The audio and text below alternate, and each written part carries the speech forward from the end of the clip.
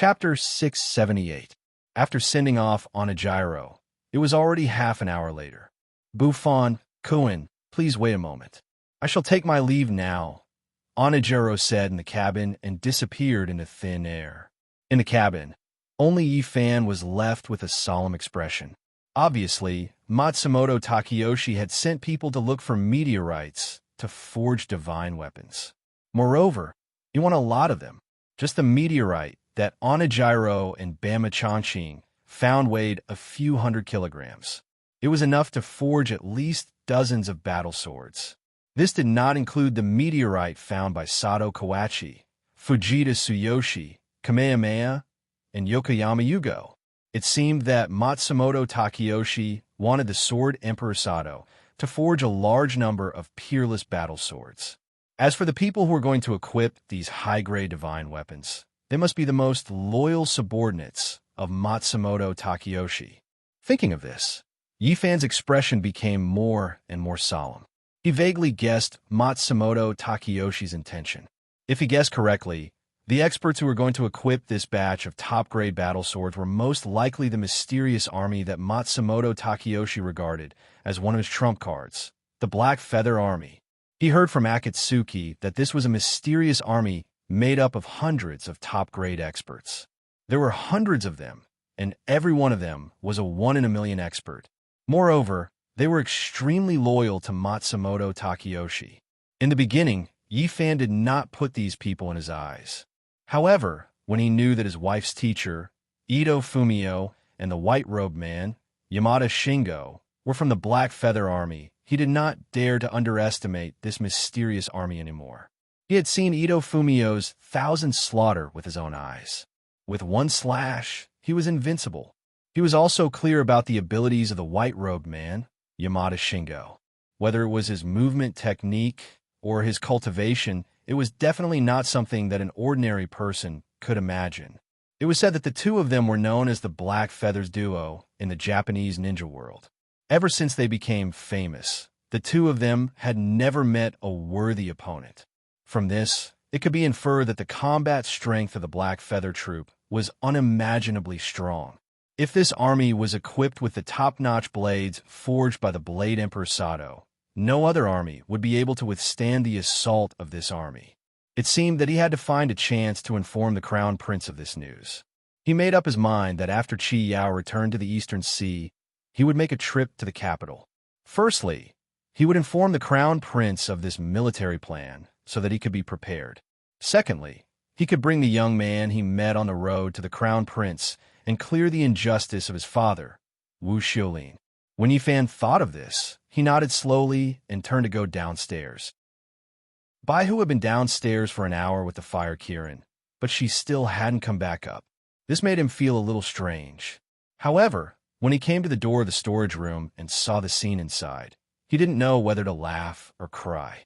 He saw the fire Kirin, who was covered in flames, eating all kinds of fruits and fresh vegetables in the storage room. The storage room, which was originally full, was now more than half eaten by the fire Kirin. Apart from rice, noodles, and meat, all the vegetables and fruits were to the fire Kirin's liking. Even the Ganoderma lucidum, ginseng, and other precious medicinal herbs prepared for Xiao Zhao had been eaten by the fire Kirin. Baihu stood to the side and stared blankly at the fire Kirin, listening to the crunching sounds of the fire Kirin's chewing, and swallowed a mouthful of saliva. It felt that it had a big appetite, but compared to the fire Kirin, its appetite was not enough to fill the gaps between the fire Kirin's teeth. Baihu turned its head to Yifan with an innocent look. This fire Kirin has a big appetite, and it hasn't eaten for 1,000 years. Of course it's hungry, Yifan said to Baihu with a smile. The white fox nodded its head, not fully understanding. It didn't know whether the fire Kirin had eaten for 1,000 years or not, but it knew that this guy covered in flames had a big appetite. Otherwise, wouldn't have eaten so much. After sensing Yifan's presence, the fire Kirin, who was eating with its head lowered, immediately turned its head to look at Yifan while chewing a big apple. Eat as much as you want, Yifan said to the fire Kirin with a smile. I'll ask them to send more tomorrow and fill up the other cabin. After hearing that, The fire Kirin nodded a few times and continued to eat. Xiao Zhao, accompany it to eat. After it's done, take it to drink some water, Yi Fan said to Baihu. He wanted the two of them to get to know each other as soon as possible. After hearing that, Baihu nodded. Yi Fan smiled and turned to go upstairs. Although it was already late at night, Yi Fan was not sleepy at all. It had been 5 to 6 days since the end of the demon slaying conference. Back then, Timoni had told him that Yumoji would be fine after 3 to 5 days of recovery in the blood demon token. Although Yi Fan had been busy with various matters, he had never forgotten what Yumoji had done for him. In the Golden Buddha treasure bowl, this woman from his previous life had willingly used her body to block the light of Buddha in order to protect him. Her feelings for him were no less than Akatsuki's. In the past few days, he had been wanting to enter the blood demon token with his primordial spirit body to see her, but he was afraid that it would affect her recovery. Now that it was time for her to recover, he was anxious to know how Yumoji had recovered. Thinking of this, Yi Fan sat cross-legged on the futon and activated the demon spirit. His primordial spirit came out of his body. Buzz, a layer of blood-red light began to appear around Yi Fan's body. Whoosh, a red light came out from between Yi Fan's eyebrows and slowly flew into the blood demon token in his arms. Since becoming a demon, this was the first time Yi Fan had entered the blood demon token with his primordial spirit body. What surprised him was that there was actually an emerald palace in the blood devil token. It was exactly the same as the palace in the demon realm. Around the palace, ancient trees towered into the sky, and there were countless strange flowers and grasses. There was a wide emerald road that led to the Emerald Palace. What surprised Yi Fan even more was that there were 2 beautiful palace maids guarding the entrance of the Emerald Palace. He hesitated for a moment, then slowly walked forward. Seeing Yi Fan approaching, the 2 beautiful palace maids lowered their heads and bowed to Yi Fan. Greetings, Demon King. This is... Yi Fan frowned and asked the 2 palace maids. Demon King, this is the spirit realm of the blood demon token. One of the palace maids answered Yi Fan with a sweet voice. The blood demon spirit realm? Yi Fan asked. Yes, Demon King. The palace maid answered again. Is Moji inside now? Yi Fan asked. Demon King, Guardian Yu is now recuperating inside. The palace maid answered. All right, you can all get up. Yi Fan nodded and said after hearing them. Thank you, Demon King. The 2 palace maids thanked him and slowly got up. Yi Fan walked in slowly. Along the way, there were several groups of palace maids who bowed to Yi Fan one after another. Yi Fan asked them to rise and be excused. The appearance of these palace maids made Yi Fan feel a little confused. He didn't understand why the Emerald Palace was in the blood demon token, and he didn't understand where these palace maids came from. Could it be that these palace maids were sent by Tenmoni from the demon realm? With a head full of questions, Yi Fan came to the door of the room on the top floor of the Emerald Palace. The 2 palace maids guarding the door immediately prepared to bow when they saw Yi Fan. Yi Fan put his index finger to his mouth, indicating for them not to make a sound. The 2 palace maids understood tacitly and stood with their hands down, no longer making a sound. Whoosh! Yi Fan thought of something and a red light flashed around his body. With a whoosh, he passed through the door. In the room, Yumoji, who was wearing white pajamas, was lying quietly on the bed. Her eyes were closed, her face was pale, and her long black hair was scattered around her. Even so, it still couldn't conceal her flawless and exquisite face and her pure and clean temperament. 2 streaks of tears had not completely disappeared from the corner of her eyes. Yi Fan, who wanted to give Yumoji a surprise, felt his heart ache when he saw this. He frowned. He didn't expect Yumoji's injuries to be so severe. Moji! Yi Fan called out Yumoji's name and quickly walked to the bed. Yumoji's breathing was heavy, and she didn't respond to Yi Fan's call. Seeing this, Yi Fan immediately formed a sword finger with his right hand, activated the heavenly demon power, and gently tapped between Yumoji's eyebrows. Buzz, following that, the red light on Yi Fan's fingertip shone brightly, and a few streaks of blood-red light entered between Yumoji's eyebrows. He was unblocking the spiritual meridians in Yumoji's body. Cough, cough, cough. After a while, the pale-faced Yumoji started to cough violently. Moji, Moji. Yifan called out Yumoji's name. Yumoji slowly opened her beautiful eyes. Through the haze, Yumoji saw Yifan's anxious face. Yifan, Yumoji called out weakly. Her voice was filled with joy. Yifan nodded heavily. You're still alive? Yumoji struggled to lift half of her body and shouted happily. In her mind, she only remembered that Tenmoni pulled her out from the Golden Buddha treasure bowl. She didn't remember anything else. Yifan's eyes reddened, and he nodded again. Phew! Seeing Yifan nod, Yumoji suddenly mustered up the strength and sat up on the jade bed. She hugged Yifan, who was sitting beside the bed. I thought you were dead. Yumoji sobbed as she hugged Yifan tightly. Aren't I alive and well? Yifan patted Yumoji's back as he blinked his eyes and smiled. He was afraid that his tears would flow out. Yes. Yumoji nodded like a child. Your injuries haven't healed yet. Quickly lie down. Yifan held Yumoji's shoulder and helped her lie down. He then tucked her in. Yumoji's eyes were filled with tears, but her face was full of smiles. In her opinion, Yifan being alive was more worth being happy about than anything else. How did you get hurt so badly? Yifan asked as he reached out and brushed Yumoji's hair behind her ear. Although the Buddha light was powerful, Yumoji was the leader of the demon realm's 4 guardians. She shouldn't have been injured so badly. Moreover, the blood demon token was filled with demon spirits. Even if Yumoji couldn't fully recover in 4 to 5 days, she should be able to walk freely.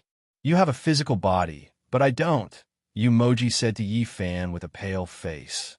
As soon as she said that, Yifan came to a realization. Within the Golden Buddha light, he could temporarily resist the Buddha light with his physical body, but Yumoji couldn't because she didn't have a physical body. She had to rely on her primordial spirit to resist the Buddha light's corrosion. Even so, Yumoji used her primordial spirit to block most of the Buddha light for him. She almost lost her life. Because of that, she was injured so badly. Thinking of this, Yifan couldn't hold it in any longer. He closed his eyes, and 2 streams of tears flowed down his face. Chapter 679. I'm fine. You don't have to worry about me. Seeing Yifan's tears, Yumoji said weakly on the jade bed. Yifan wiped away his tears and took out a palm-sized object wrapped in green leaves from his chest. The green leaves that wrapped around it had already turned a little yellow, and a few rays of red light were faintly shooting out from within. As soon as the item was taken out, a strange fragrance filled the room. Yifan slowly peeled away the dried leaves that were wrapped around it. Whoosh, more than 10 rays of red light shot out from the item. Within the leaves on Yifan's palm, there were 2 red fruits the size of walnuts. The fruits were shaped like skulls and were emitting red light. They were filled with devil spirits. Night demon fruit. Yumoji, who was lying on the jade bed, exclaimed when she saw the fruit. Back when I was demonized in Night Demon Peak, I plucked 3 night demon fruits. I ate one to recover my strength, but I couldn't bear to eat the other 2. Yifan looked at the dazzling red night demon fruit in his hand and said gently to Yumoji, now that you don't have enough devil spirit, your primordial spirit is damaged, and your body is heavily injured, this night demon fruit can help you recover your spirit chi. These 2 night demon fruits were originally kept by Yifan for Xiao Zhao. However, because the fruit contained devil spirits, Yifan did not dare to give it to Xiao Zhao. He was afraid that the devil spirits would affect Xiao Zhao's mind. Now that he had obtained the 100-herb pellet from Yeqing, there was no need for him to worry about Xiao Zhao regaining her human body. Furthermore, Yumoji had been severely injured in order to protect him from the Buddha light. Using these 2 demon fruits to heal, Yumoji's demon spirit was the best option. This night demon fruit takes 100 years to bloom, 100 years to bear fruit, and 100 years to mature. It's extremely rare. You should keep it with you in case you need it in the future. Yumoji said to Yifan. This item was prepared by the demon ancestor for those who had successfully climbed to the top of the night demon peak. Each person could only consume 3 pills. If they wanted to consume more, they had to obtain the permission of the demon realm's sovereign, Tenmoni. This thing is of no use to me now, Yi Fan said. Besides, if I want it, I can go to the night demon peak to pick it. You don't know this, but when I climbed night demon peak, I ate 3 of them, Yumoji said to Yi Fan. There is a rule in the demon realm. If you want to eat more than 1 night demon fruit, you have to get permission from the demon lord. So, I am now the king of the devil world. Why? I don't even have the right to give the devil king's wife 2 night devil fruits? Yi Fan smiled and asked Yumoji. Yumoji was stunned at first, then her face turned red. You are the demon king, of course you have the right, but Yumoji did not finish her sentence. Although Yi Fan had promised to give her the title of the devil king's wife in the future, the 2 of them were still master and servant. Why are there so many buts? Come, I'll feed you, Yi Fan said as he reached out and picked up a night demon fruit from his palm and brought it to Yumoji's mouth. Yumoji looked at Yi Fan's gentle eyes and hesitated for a moment. Then, she opened her red lips and swallowed it. Buzz, as the night demon fruit that contained the essence of the demon spirit entered Yumoji's body, a layer of dazzling red light instantly rose around her body. Within the red light, Yumoji's face gradually regained its color, and her eyes began to regain their vigor. Earlier, Yi Fan had opened up her spiritual meridians. Now that she had obtained the demon spirit from the night demon fruit, Yumoji naturally recovered very quickly. After the red light dissipated, Yi Fan placed his hand on Yumoji's wrist and began to take her pulse. Yumoji blushed and did not move. After a long time, a smile appeared on Yi Fan's face.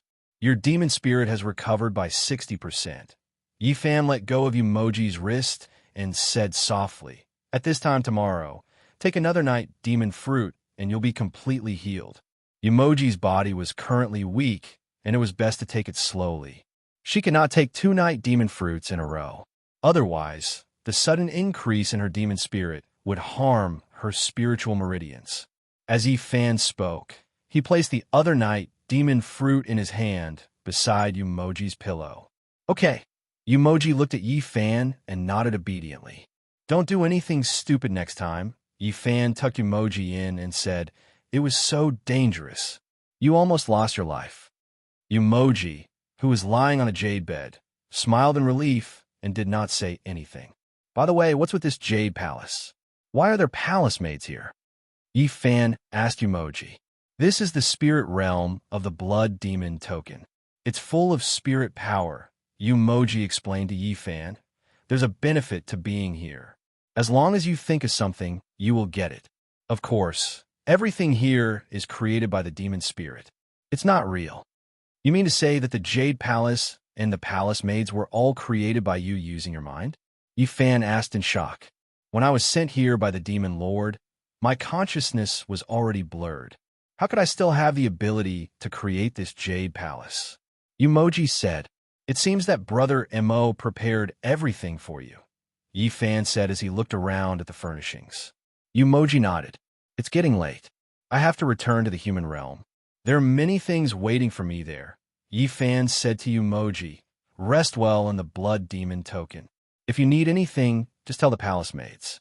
Seeing that Yi Fan was about to leave, Yumoji sat up on the bed and asked anxiously, You're leaving now? Don't worry. I'll come see you tomorrow night. Yi Fan smiled and held Yumoji's shoulder, letting her lie back down on the bed. Really? You'll come see me tomorrow night? Yumoji stared at Yi Fan with her beautiful eyes. When did I lie to you? Yi Fan smiled. Yumoji smiled and did not say anything. Just as Yi Fan said, he never went back on his words. Have a good rest. I'm leaving, Yi Fan said gently. He then slowly turned around and disappeared with a whoosh. When Yi Fan opened his eyes again, the sky was already bright. Beside him, Baihu was curled up and sleeping soundly. On the wooden table, the fire Kirin had shrunk back to the size of a palm and was lying on the go seal as if it had not moved at all. Yi Fan slowly stood up and reached out to take a blanket. He then gently covered the white fox's body with it. In order to take care of the fire Kirin, it did not sleep for most of the night. After settling Baihu down, Yifan gently closed the cabin door and went to the deck. At this time, the East Sea's surface was sparkling. A red sun was rising above the East Sea. It was very beautiful. The sea breeze blew, and Yifan suddenly felt relaxed. He stretched his back and moved his body that had been sitting cross-legged for most of the night. Asterisk, whoosh, asterisk, just as he was stretching his legs, a streak of black starlight flew towards him from the distant sky. It was Chi Yao. Yifan narrowed his eyes. A thought flashed in his mind, and he activated his agility skill. Then, he transformed into a bright white star with a schwa sound. He rose from the deck of the ship and soared high into the sky. Then, he rapidly flew in the direction of the black light. At this time, the black star was more than 300 li away from Matsumoto Takayoshi's warship. The person inside the black star was none other than the white-robed Chi Yao. Seeing the white star coming toward him, Chi Yao, who was dressed like a scholar, smiled and hovered in the air. Whoosh! The white star arrived in an instant and hovered in front of Chi Yao. "Brother Yi, you've woken up so early. You even came all the way here to pick me up. I feel a little apologetic," said General Qi with a smile as he looked at Yifan, who was hovering in the air. "Where did you go?" Yifan went straight to the point and asked the demon Qi. "What? Brother Yi came all the way here just to ask me this?" Chi Yao asked with a smile. "You didn't forget our agreement, did you?" Yifan reminded Chi Yao. "How could I?" Chi Yao smiled. "Then get straight to the point. I'm not in the mood to joke around with you." Yifan looked at Chi Yao calmly and revealed an evil smile. Seeing Yifan's evil smile, Chi Yao's smile disappeared. Every time Yifan showed this expression, nothing good would happen. Although his yin-yang dual life technique had reached the initial stage and its power was shocking, it was still not on the same level as Yifan, who had mastered the ultimate skill and had gone through the heavenly tribulation. At most, he could retreat unscathed before Yifan. Before he mastered the yin-yang dual birth technique, he could not have any conflict with Yifan. "I'm afraid you won't believe me," Chi Yao said to Yifan. "I went overseas a few days ago to help Matsumoto Takayoshi find a meteorite." "Meteorite? Another meteorite?" Yifan frowned when he heard that. "What? You don't believe me?" Chi Yao saw Yifan frown and thought that Yifan was doubting him. Yifan looked up at Chi Yao and did not say anything. "Then I'll let you see," Chi Yao said and pulled a black bag from his waist. The bag was not big, only about half a foot long. The word swastika was embroidered on it with golden silk thread, and a golden rope was wrapped around the opening. It looked extremely beautiful. Chi Yao took the bag out and threw it into the air. Whoosh! The black bag in the air shook and instantly became 10 feet long. After reciting an incantation, Chi Yao formed a hand seal and pointed at the bag in the air, shouting, "Open!" Whoosh! Chi Yao had just finished speaking when the golden rope of the black bag in the air suddenly loosened and the bag opened. "Out!" Chi Yao changed the gesture and shouted again. As Chi Yao changed the gesture, the black bag slowly changed direction. The bottom of the bag was facing the sky, and the mouth was facing down. Whoosh! A huge meteorite slowly flew out of the black bag and hovered in the air. The meteorite was 5 feet long and had an irregular shape. It was dark and shiny and emitted a strange luster. When Yifan saw it, his frown deepened. Judging from the luster of this meteorite in front of him, it was a rare piece of top-grade meteorite iron. Although the meteorite was only 5 feet long, it weighed thousands of pounds. This meteorite was not only very hard, but also very tough. It was very suitable to be used to make weapons. Chapter 680. How is it? Do you believe me now? Chi Yao said to Yifan as he changed his hand seals. As Chi Yao's hand seals continued to change, the huge meteorite floating in mid-air was slowly sucked into the golden silk bag. Whoosh! The golden silk bag quickly shrank back to its original size and fell into Chi Yao's hands. Obviously, his golden silk bag was a treasure. Although it didn't look like much from the outside, there was something else inside. Why would he give you such a simple mission? Yi Fan frowned and asked Qi Yao. Simple? Oomph. Qi Yao sneered as he put the golden silk bag back on his waist. You should know better than me how shrewd Matsumoto Takeyoshi is. If it was so easy to retrieve this meteorite, Matsumoto Takeyoshi would have sent his ninjas to retrieve it. Why would he send me? What do you mean by that? Yi Fan asked Qi Yao. Just for this piece of broken rock. I killed 7 experts from the martial arts world of other countries in a row and destroyed almost half of a city before I was able to get my hands on it. And you say it's simple? Qi Yao looked at Yi Fan and said, Did you snatch this thing? Yi Fan frowned and asked, If I didn't snatch it, then did someone give it to me as a gift? Qi Yao smiled and said, There were more than a dozen experts who coveted this thing.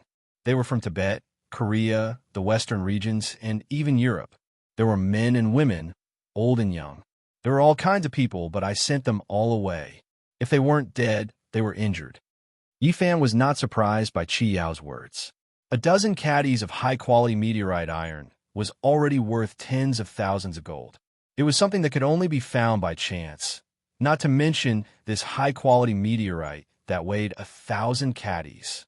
For an expert, owning this meteorite not only meant wealth and glory, it also meant that they would be invincible with a divine weapon in hand. Don't just talk about me. What news do you have from your side? Qi Yao asked Yi Fan. No. Yi Fan's answer was straightforward. If there's no news, we'd better meet less. Otherwise, Matsumoto Takeyoshi will be suspicious, Qi Yao said. If there's news, I'll look for you. Qi Yao said. Then, she flicked her sleeve and turned into a black star. She flashed past Yi Fan and rushed towards the warship. Phew! The strong wind generated by Qi Yao's swift and fierce movements blew Yi Fan's black robe high into the air, and then it slowly fell down. Yi Fan slowly turned around and looked at the rapidly disappearing black starlight with a solemn expression. After a long time, his figure flashed and instantly vanished. 8 days passed quickly. In the blink of an eye, the sun had set in the west, and the stars were shining brightly in the sky. During this day, Yi Fan had mapped the patterns of the divine cauldrons in his mind onto the scroll. Now, he had obtained 4 divine cauldrons. They were the Qingzhou cauldron obtained from the Fire Dragon Town, the Jingzhou cauldron obtained from the Sisui River, the Liangzhou cauldron obtained from the Heavenly Lake, and the Yongzhou cauldron that he was guarding in the Mount Everest. Among the 9 cauldrons, he had obtained 4. In addition, the divine cauldron in the East Sea would be found soon. He had already searched more than half of the entire East Sea. With his current cultivation, as long as he encountered another stormy night, he would definitely find traces of the divine cauldron. At that time, he would obtain the patterns of the 5 divine cauldrons. However, even so, Yi Fan was still not happy. The divine cauldron patterns on the scroll were intricate and extremely dense. There were mountains, rivers, ancient words, celestial talismans, flowing clouds, flames, birds, beasts, and even mountain spirits, demons, and monsters. In addition to these, there were also a large number of mysterious and exquisite patterns engraved on the cauldron. They were densely packed and intertwined with each other, causing people to be unable to understand their meaning. Yi Fan had only looked at it for an hour, but he already felt dizzy and upset. He even stimulated his own endless desires. He quickly rolled up the scroll and put it aside. He pinched the space between his eyebrows to calm himself down as soon as possible. It seemed like it was indeed as Qin Chenzi had said at that time. There was an ancient array hidden in the patterns, and once he was enchanted, he would go berserk and lose his mind. In serious cases, he would be mentally exhausted and lose his life on the spot. He was already affected by the evil qi and the demonic power in his body. If he were to fall into the ancient array in the divine cauldron patterns, the consequences would be unimaginable. Everything should wait until all 9 cauldron patterns were gathered. Yi Fan pinched the space between his eyebrows as he thought to himself. Phew! Just as Yi Fan was thinking, a light sound of a figure landing on the ground came from outside the cabin. After hearing this sound, Yifan immediately frowned. The aura of the person outside the door was very stable. His breathing was very smooth, and there was no sense of stagnation. Just from the sound of it, one could tell that he was an expert, and a peerless expert. It was very obvious that the light sound of landing was purposely made by this person. His purpose was to make Yifan let down his guard. Yifan already knew the identity of this expert outside the cabin. This person was none other than the solitary and taciturn expert, Funakoshi Shinichi. Why was he here? Yifan was puzzled. One must know that Funakoshi Shinichi and the other experts did not talk much, let alone him. Other than nodding to each other in public, the two of them had almost never spoken. Knock, knock, knock, a light and rhythmic knocking sound came from the door. Yifan stood up from the praying mat and flew downstairs to the door. Yifan still respected Funakoshi Shinichi from the bottom of his heart. There were 3 reasons. First, this person had always been a man of few words. He did not like to fight for fame and fortune. When he was young, he lived alone on a small island. During the day, he would go out to sea to fish, and at night, he would weave a net and sleep. Moreover, whether it was the off-season or the peak season, whether it was windy or rainy, he would only catch 2 basins of fish. One basin was used to fill his stomach, and the other basin was used to exchange for wine. He lived on the island for 10 years. Second, this person's cultivation was very high. He was kind-hearted and empathized with the people. During the drought, this person caught 2 whales that weighed more than 100,000 kilograms from the sea and saved thousands of people who were about to starve to death. Thirdly, and this was also what Yifan valued the most, that this person was loyal and righteous. After his wife fell into the sea, this person did not choose to continue marrying a virtuous wife. Instead, he resolutely entered the mountain to cultivate. After Matsumoto Takeyoshi helped him find his wife's remains, he cried in front of his wife's grave for a day and a night. Everyone was moved. It was also because he was indebted to Matsumoto Takeyoshi that this person came all the way to the Great Ming Dynasty to help Matsumoto Takeyoshi find the 9 cauldrons.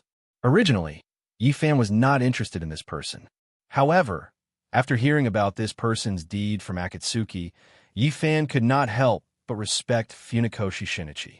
This person was able to endure loneliness. His cultivation was very high, but he loved the people as if they were his own children. He was a man of few words, but he was loyal and loyal. How could Yifan not treat such a person with respect? Voila! Yifan, who came to the cabin door, tidied up his clothes and opened the cabin door. Outside the cabin, Funakoshi Shinichi was wearing a gray cloak and white socks. He had an apologetic expression on his face. Funakoshi has come rashly and disturbed Mr. Yi. Funakoshi Shinichi, who had short hair and a buzz cut, bowed to Yifan politely as he spoke to Yifan in a deep voice. Mr. Funakoshi is too polite. What a rare guest. Please come in. Yifan first nodded to Funakoshi Shinichi in return. Then he extended his hand to invite Funakoshi Shinichi into the cabin. Sorry for the trouble, Mr. Yi. Funakoshi Shinichi nodded to Yifan politely again. Then he bowed and walked in. Mr. Funakoshi, please come upstairs. Yifan closed the cabin door and extended his hand to invite Funakoshi Shinichi upstairs. Thank you. Funakoshi Shinichi thanked him and walked upstairs. Yifan followed closely behind him. After entering the cabin on the 2nd floor, Yifan invited Funakoshi Shinichi to sit on the futon and poured a cup of hot tea for him. Then, he sat in front of Funakoshi Shinichi. When Baihu saw that there was a guest, she immediately ran to the stove and obediently lay down. Good tea. Funakoshi Shinichi took a sip of the tea and complimented. This tea was sent by Matsumoto Takeyoshi last time. It's authentic Fujin de Hongpo. Yifan smiled and said, if Mr. Funakoshi likes it, you could bring a few bags back to try. Mr. Yi, aren't you curious as to why I came here uninvited? Funakoshi Shinichi smiled as he put the teacup on the wooden table. He looked at Yifan and asked, It's my honor that Mr. Funakoshi is here to drink tea. Yifan picked up the teapot and poured himself a cup of tea. As for why you are here, If you want to tell me, you will. There's no need for me to ask. As Yi Fan spoke, he smiled and took a sip of tea. Ha ha! Hearing Yi Fan's words, Funakoshi Shinichi looked up and laughed. Mr. Yi is really different. You're so straightforward. Funakoshi Shinichi smiled. Yi Fan smiled. There's an old saying in the Central Plains, you don't visit a temple without a reason. Funakoshi Shinichi said to Yi Fan, I came here tonight because I want to ask Mr. Yi for help. Mr. Funakoshi, please go ahead. Yi Fan went straight to the point and said, as long as I can do it, I will do my best. Funakoshi Shinichi paused for a moment before he smiled and said, Mr. Yi, you haven't even finished listening to me yet. How can you agree so quickly? Aren't you afraid that I'll make things difficult for you? Mr. Funakoshi is an honest and upright person. How could you do such a despicable thing? Yi Fan put down his teacup and smiled at Funakoshi Shinichi. Funakoshi is just a martial artist. Mr. Yi, you overestimate me. Funakoshi Shinichi smiled and said, as the saying goes, justice is in everyone's heart. What kind of person Mr. Funakoshi is? Everyone has their own opinion. Yi Fan smiled. Funakoshi Shinichi smiled and didn't say anything. What do you want me to help with? I'm all ears. Yi Fan said. To be honest, Mr. Yi, I came here because I want to invite Mr. Yi to the Ming Dynasty Palace. Funakoshi Shinichi calmly said to Yi Fan. The Ming Dynasty Palace? Yi Fan frowned. Mr. Funakoshi means, Mr. Yi, please tell the Ming Dynasty's crown prince that Matsumoto Takeyoshi is secretly building a large number of high-quality weapons. Funakoshi Shinichi leaned closer to Yi Fan and said in a low voice, the day the weapons are ready is the day the Black Feather Army will gather. Chapter 681. Mr. Funakoshi, what do you mean?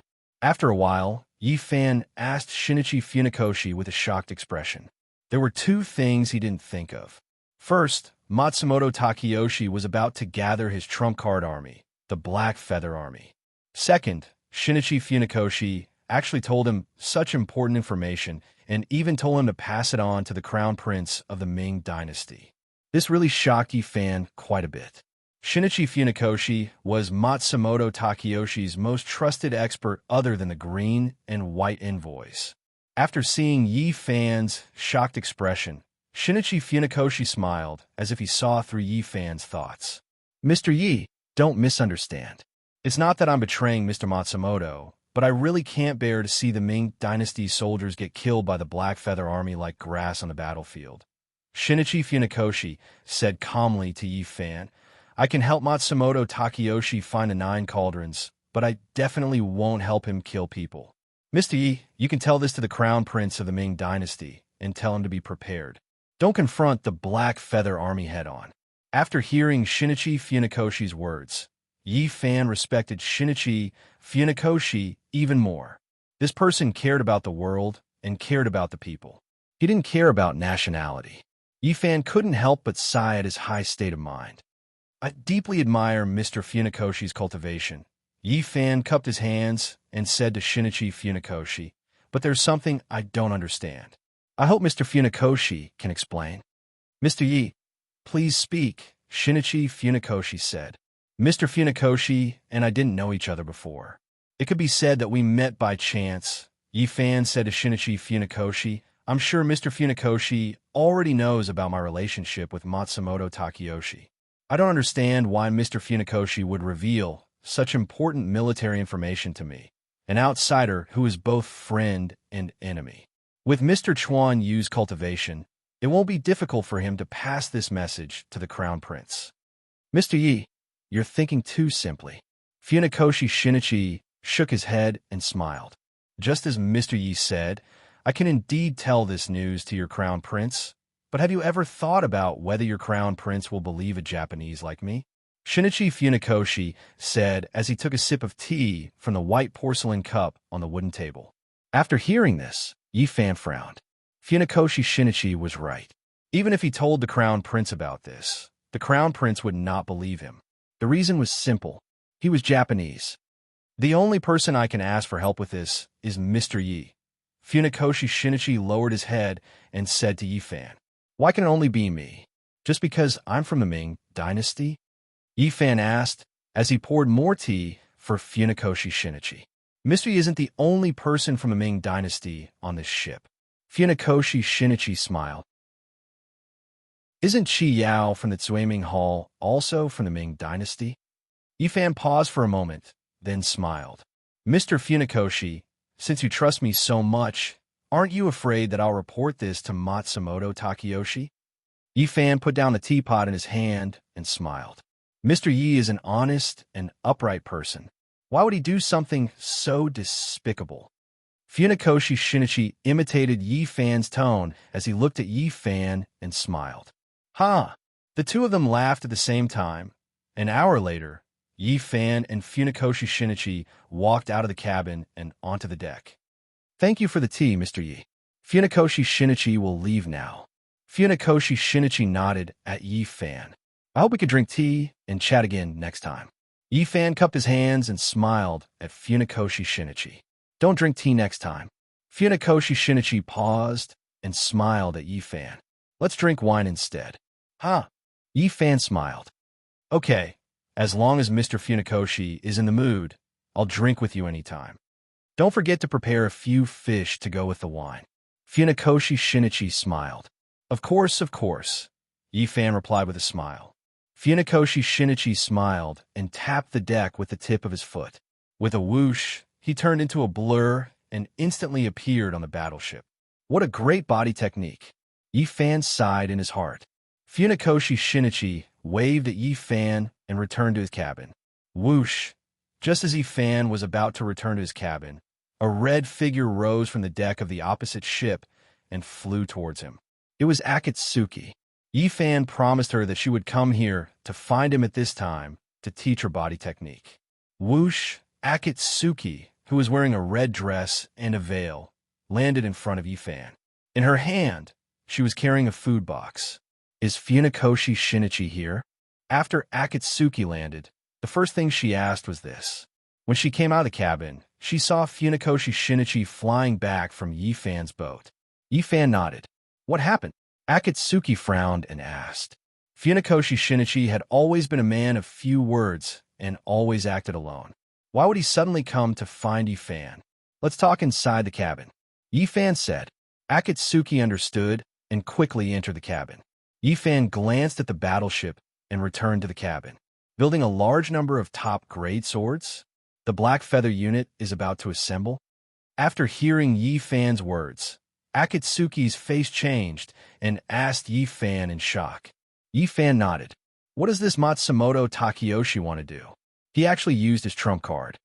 Akatsuki frowned and said to herself. She was very clear about the strength of the Black Feather unit. Now we can only wait and see. Yifan said with a serious face. Tomorrow we will leave for the capital and inform the Crown Prince so that he can prepare. I'll listen to you. Akatsuki looked at Yifan and said, It's the middle of the night. Why are you carrying a food box? Yifan saw Akatsuki carrying a food box and asked in confusion. This is the supper I specially prepared, Akatsuki replied. I wasted your rest time to teach me cultivation. Of course I have to reward you. Yifan smiled and did not say anything. What are you teaching me tonight? Akatsuki asked Yifan. Movement. Yifan replied. Movement? Akatsuki asked.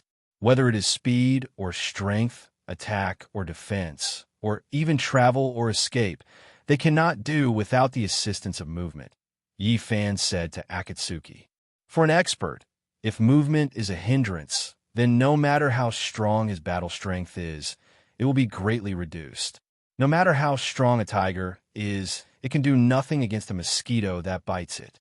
On the contrary, if one's movement is cultivated to an extraordinary level, even if one's own strength is insufficient, one can use movement to make up for it.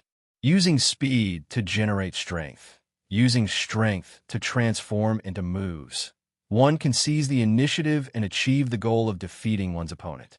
As the saying goes, only speed is invincible. This is the principle. Many cultivators often only focus on strength and not movement. Only when facing an enemy do they realize that their movement is insufficient but it is too late to regret. With just a few simple sentences, Yi Fan had clearly explained the importance of body movement skills. These were the experiences he had accumulated through countless battles, and some of them had even come at a terrible price. Akatsuki suddenly understood and nodded repeatedly. She usually only paid attention to whether the saber technique was swift and fierce, and did not pay much attention to movement. Now it seemed that the importance of movement was not as simple as she thought. There are several types of movement, Yi Fan continued to say to Akatsuki. The first type is to use physical strength, which is commonly seen in the army. It relies on brute force, and there are no rules to speak of. The second type is movement. Through a certain set of movement techniques, one can improve one's movement. It is commonly seen in the low-level martial arts sects in the martial arts world. This type of movement only emphasizes movement techniques. Although it is stronger than the first type, in the end, it is still at the level of physical strength. At best, it can be considered to be opportunistic and not brilliant. As Yi Fan spoke, he took a blanket from beside him and covered Baihu, who was lying next to him and had already fallen asleep. What else? Akatsuki continued to ask. The third type of movement relies on jinshi. Compared to the first two methods, this type of movement can be said to be a completely different level. It is already the beginning of the path of cultivation, Yi Fan continued. If this type of movement is practiced to the extreme, one can reach an astonishing speed in a short period of time. However, jinshi is only the basic essence of the human body. Although it can improve one's movement to a certain extent, it can only be considered as flying on land. Almost all of the movement techniques used by the so-called famous martial arts sects in the martial arts world come from this method. The last two types of movement techniques rely on techniques and spiritual energy. Yi Fan used a bamboo stick to pick up the wick of the red candle on the wooden table and said, "These two methods can be said to improve one's movement to the extreme. Regardless of whether one is an immortal or a monster, they all rely on these 2 points. Of course, there are also differences in techniques and spiritual energy. You and the white-clothed man, Yamada Shingo, are both ninjutsu experts, but when comparing your movement techniques, the difference is like heaven and earth. The reason for this is that your spiritual energy is insufficient. If your spiritual energy is expanded, your movement techniques will naturally rise as well. Combined with your incomparably swift and fierce blade techniques, you can definitely be ranked among the top experts." "You're right. Spiritual energy is indeed my weakness," Akatsuki said with a frown. "Master has also mentioned this to me before. Before coming to the Great Ming Dynasty, he specially told me that there are many spiritual energy experts in the Great Ming Dynasty, and that I must not act rashly if I encounter them. The Japanese's blade techniques are simple and swift. They are much stronger than the complicated sword techniques of the Central Plains." Yi Fan raised his head to look at Akatsuki and said truthfully, "However, in terms of spiritual energy cultivation, the Japanese's spiritual energy cultivation method cannot be compared to the Central Plains. This is also the reason why your master reminded you to be careful of spiritual energy experts." "Increasing my spiritual energy cultivation? That's easy to say," Akatsuki said with a frown. "Don't worry. As long as you practice the spiritual energy cultivation method I taught you, your spiritual energy will increase by at least 3 times in less than a month," Yi Fan said with a smile. "You want to teach me the spiritual energy cultivation method?" Akatsuki could hardly believe her ears. Chapter 682. In the Blood Demon Spirit World, Yumoji stood in front of the Emerald Palace's beautiful emerald window. She looked at the entrance of the Emerald Palace, hoping that Yi Fan would appear. Yi Fan had promised to come and see her that night, but it was already past midnight, and Yi Fan still had not appeared. Perhaps he had forgotten about it. Yumoji thought to herself. She closed the emerald window and walked to the emerald table. She pulled out a chair and sat down. She rested her chin on her hands and looked lost. "Greetings, Master Demon King." Just as Yumoji thought that Yi Fan would not come again, the sound of a palace made greeting Yi Fan came from the door. After hearing this voice, Yumoji's face lit up. She immediately stood up and ran to the door. Yifan did not go back on his words. He had come. Whoosh! Yifan, who was wearing a black robe and had silver hair and a golden crown, slowly walked into the room through the emerald door. When Yumoji, who was dressed in white pajamas, saw Yifan, the disappointment she felt just now was gone. I thought you wouldn't come. Yumoji looked at Yifan with her beautiful eyes and complained. How could I forget what I promised you? Yifan smiled at Yumoji. Yumoji smiled and led Yifan to the emerald table. Why did you come so late? Yumoji poured a cup of tea for Yifan and asked. Something came up at the last minute, so I was delayed for a while. Yifan took the tea that Yumoji handed him and took a sip. You're still so busy. Yumoji said to Yifan. Don't just talk about me. How is your recovery? Have you eaten the night demon fruit I left behind? Yifan put down the teacup and asked Yumoji with concern. I have already consumed the night demon fruit. I'm almost fully recovered, Yumoji said to Yifan with a smile. That's good, that's good. Yifan smiled and nodded. I'm relieved that you can recover. Yumoji looked at Yifan with her beautiful eyes and asked softly, After I recover, you won't come here to see me often, right? How could that be? Yifan said with a wicked smile. You are the future wife of the Demon Lord. Even if I neglect anyone, I wouldn't dare to neglect you. Hearing this, Yumoji blushed and pursed her lips into a smile. What's wrong? Are you shy? Yifan asked Yumoji with a smile. You're so annoying.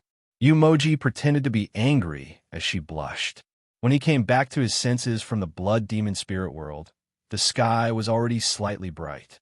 On the horizon of the eastern sea, there was already a touch of white. Yifan woke up Baihu, who was sleeping soundly by the stove. Then, he took out a few pieces of pastries from the food box Akatsuki brought last night and ate with Baihu.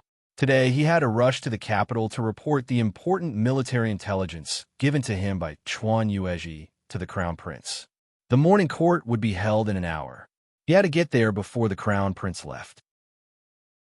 Otherwise, if the crown prince went out or went on a private visit, Yifan would not know where to find him. After the time it took to drink a cup of tea, Akatsuki arrived as scheduled. At this time, she had changed into the gorgeous white robe Yifan gave her.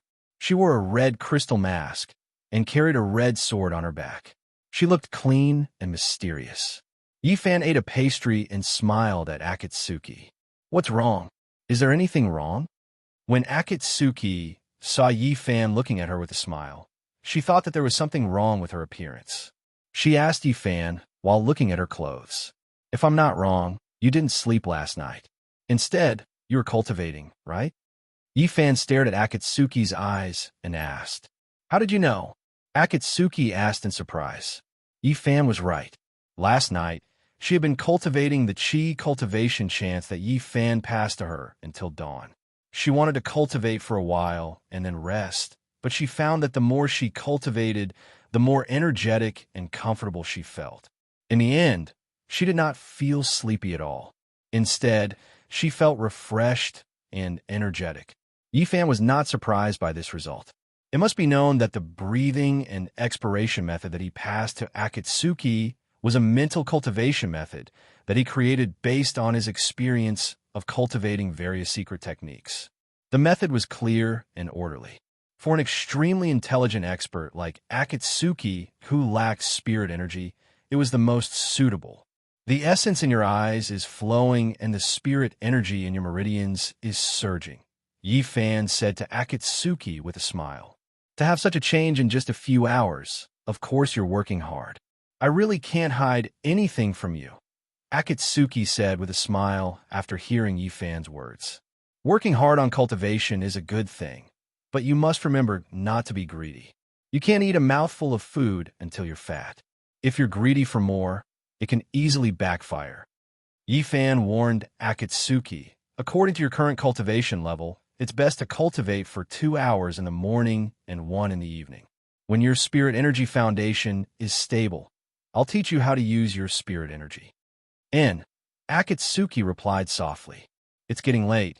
We'll immediately head to the capital, Yifan said as he slowly stood up. After standing up, he lightly waved his sleeve. Shwa! Two strong black smoke and chilly wind snaked out from Yi Fan's sleeve, then slowly condensed on the ground and turned into two human figures. One was fat and one was thin, one was tall and one was short. These two people were none other than the two ghost kings that Yi Fan had subdued in Luoyu village, Zhonggong and Wide. Zhonggong. Wide. After the two ghosts appeared from the black smoke, they knelt in front of Yi Fan and respectfully kowtowed. "Greetings, mister. You two can get up," Yi Fan said to the two ghosts. The two ghosts expressed their thanks and slowly stood up. "I'm going to go on a long journey, so I have something to ask the two of you to do," Yi Fan said to the two ghosts. "Mister, please give us your orders," Zhang Gong, who was wearing a scholar's headband and dressed in a white scholar's robe, said to Yi Fan. "I'm willing to listen to Mister's orders," Wide, who was tall and dressed in a green robe, also respectfully said to Yi Fan. "It's very simple." Yi Fan opened his mouth and said to the two ghosts, "I want you to guard this ship after I leave. Keep a close eye on everything happening on the other ship. Remember who is coming, who is leaving, what they look like, and what they are carrying. Remember everything." In the past, he was alone. As long as he went out, he wouldn't know anything about the East Sea. Now that he had these two ghosts, who were born from the evil chi of heaven and earth, by his side, he could leave this matter to them. Yes, the two ghosts replied in unison after hearing this. They originally thought that the task Yi Fan gave them to do would be extraordinary, but they never expected it to be so simple. Remember, don't leave this ship. You are not allowed to leave without permission. Yi Fan warned the two ghosts. There are many experts on the opposite warship, and there are quite a few among them. If you leave without permission and are discovered by them, I can't guarantee that you won't be captured. Mister, don't worry. We will definitely not leave this ship. Be careful, the two ghosts immediately said to Yi Fan after hearing this. That's good. Yi Fan nodded and said, "You two stay here. We're leaving." As Yi Fan spoke, he led Akatsuki and Baihu to the cabin door. "Farewell, mister," the two ghosts said in unison as they watched Yi Fan leave the cabin. After leaving the cabin, Yi Fan flicked his sleeves, and a large group of auspicious clouds instantly appeared beneath the two of them. It lifted them up slowly and floated into the sky, quickly heading in the direction of the capital. You left this matter to the two of them. Won't anything go wrong? Above the auspicious clouds, Akatsuki took off her crystal mask and turned to ask Yi Fan. "As long as they stay on the ship and don't wander around, nothing will go wrong," Yi Fan replied. "What I mean is, are you not worried about the two ghosts?" Akatsuki explained. Although the two ghosts were willing to submit to Yi Fan, they were still born from the evil chi of heaven and earth. Akatsuki was a little worried that Yi Fan trusted them so much. In detail, the two of them could be considered to have a hard life. Yi Fan understood Akatsuki's meaning and said, "They were born with the evil chi of heaven and earth. Although they have committed many evil deeds and killed many people, it's not all their fault. The reason I took them in is to give them a chance to turn over a new leaf. Secondly, I want to see with my own eyes if this fate can be changed." Fate. Akatsuki looked at Yi Fan and asked in confusion. Born with the evil chi of heaven and earth, and having the evil chi of heaven and earth, it should be the worst fate. Yi Fan urged the auspicious clouds beneath his feet to hurry on as he said calmly, "If I can change their fates, it proves that the so-called fate can be changed. If their fates can be changed, then the fates of Chico and I can definitely be changed." After hearing Yi Fan's words, Akatsuki fell silent. No matter what this man did, he missed his beloved wife in his heart. The love of the world was nothing more than this. The two of them traveled as fast as lightning and arrived above the Forbidden City in less than half an hour. This is the Forbidden City? The Great Ming Imperial Palace? Yu Hongji looked at the majestic and magnificent buildings below and said with a face full of shock. When she was in Dongying, she had seen the Imperial Palace of the Emperor. She thought that the Imperial Palace of the Emperor was already magnificent and unique. Now, after seeing the Forbidden City of the Great Ming Dynasty, she suddenly felt that the imperial palace of the emperor was overshadowed. In comparison, the imperial palace of the emperor was not as good as a side hall in the corner of the great Ming dynasty's imperial palace. Looking at the shocked Akatsuki, Yi Fan turned his head and asked with a smile, "Is this your first time in the Forbidden City?" Akatsuki nodded. "There are many fun things in the Forbidden City. After we're done, I'll take you around." Yi Fan smiled. "Really?" Akatsuki's eyes lit up. "We're in luck. The Crown Prince is in the palace now." Yi Fan looked at the auspicious aura above the Crown Prince's palace and said, "Let's go find Wu Qing now. After we're done, I'll take you shopping." "Okay." Akatsuki nodded and smiled. She liked shopping with Yi Fan the most. Chapter 683. An hour later, Yi Fan's auspicious clouds returned to the sky above the Forbidden City. On the auspicious clouds, besides Yi Fan and Akatsuki, there was also a young man in a light blue robe. The young man looked thin, but he was in high spirits. This person was none other than Wu Qing, the descendant of an official saved by Yi Fan from a group of teenagers a few days ago. At this moment, he was holding Yi Fan's hand tightly as he stared at the bottom of the auspicious clouds with a face full of surprise. Before this, he had thought that riding on clouds was just a story that was randomly conjectured by street storytellers and unofficial historical records. Now that he was standing on clouds and high up in the sky, he felt like he was in a dream. It seemed that the world was so big that it was all-encompassing and full of wonders. On the other hand, Yi Fan's cultivation had once again broadened his horizons. "Wu Qing, are you afraid?" Yi Fan asked Wu Qing with a smile. "No." Wu Qing turned his head and looked up at Yi Fan on the clouds as he said seriously, "I'm not afraid. When you see the Crown Prince later, feel free to tell him whatever you want to say." Yi Fan said to Wu Qing. "Is the Crown Prince very fierce?" Wu Qing asked Yi Fan in a childish voice. "That depends on who he is dealing with," Yi Fan said with a smile. "He is ruthless and merciless to corrupt officials.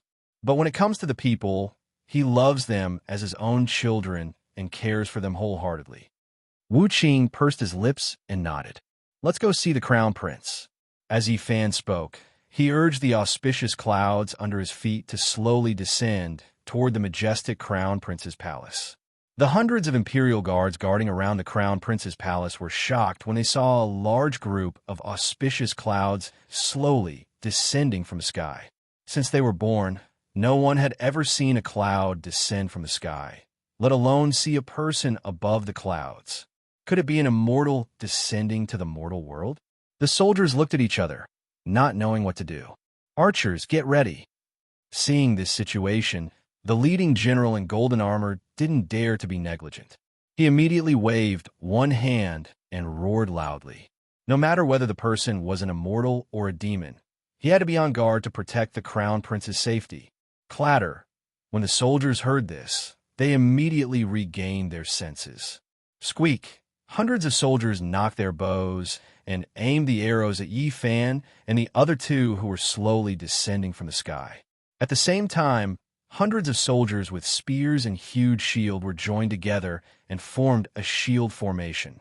Swish, hundreds of spears stretched out from the gaps in the shield formation, each spear emitting a cold light. The bow was like a full moon, and the spear was like a dense forest. Specks of cold light could not be seen through.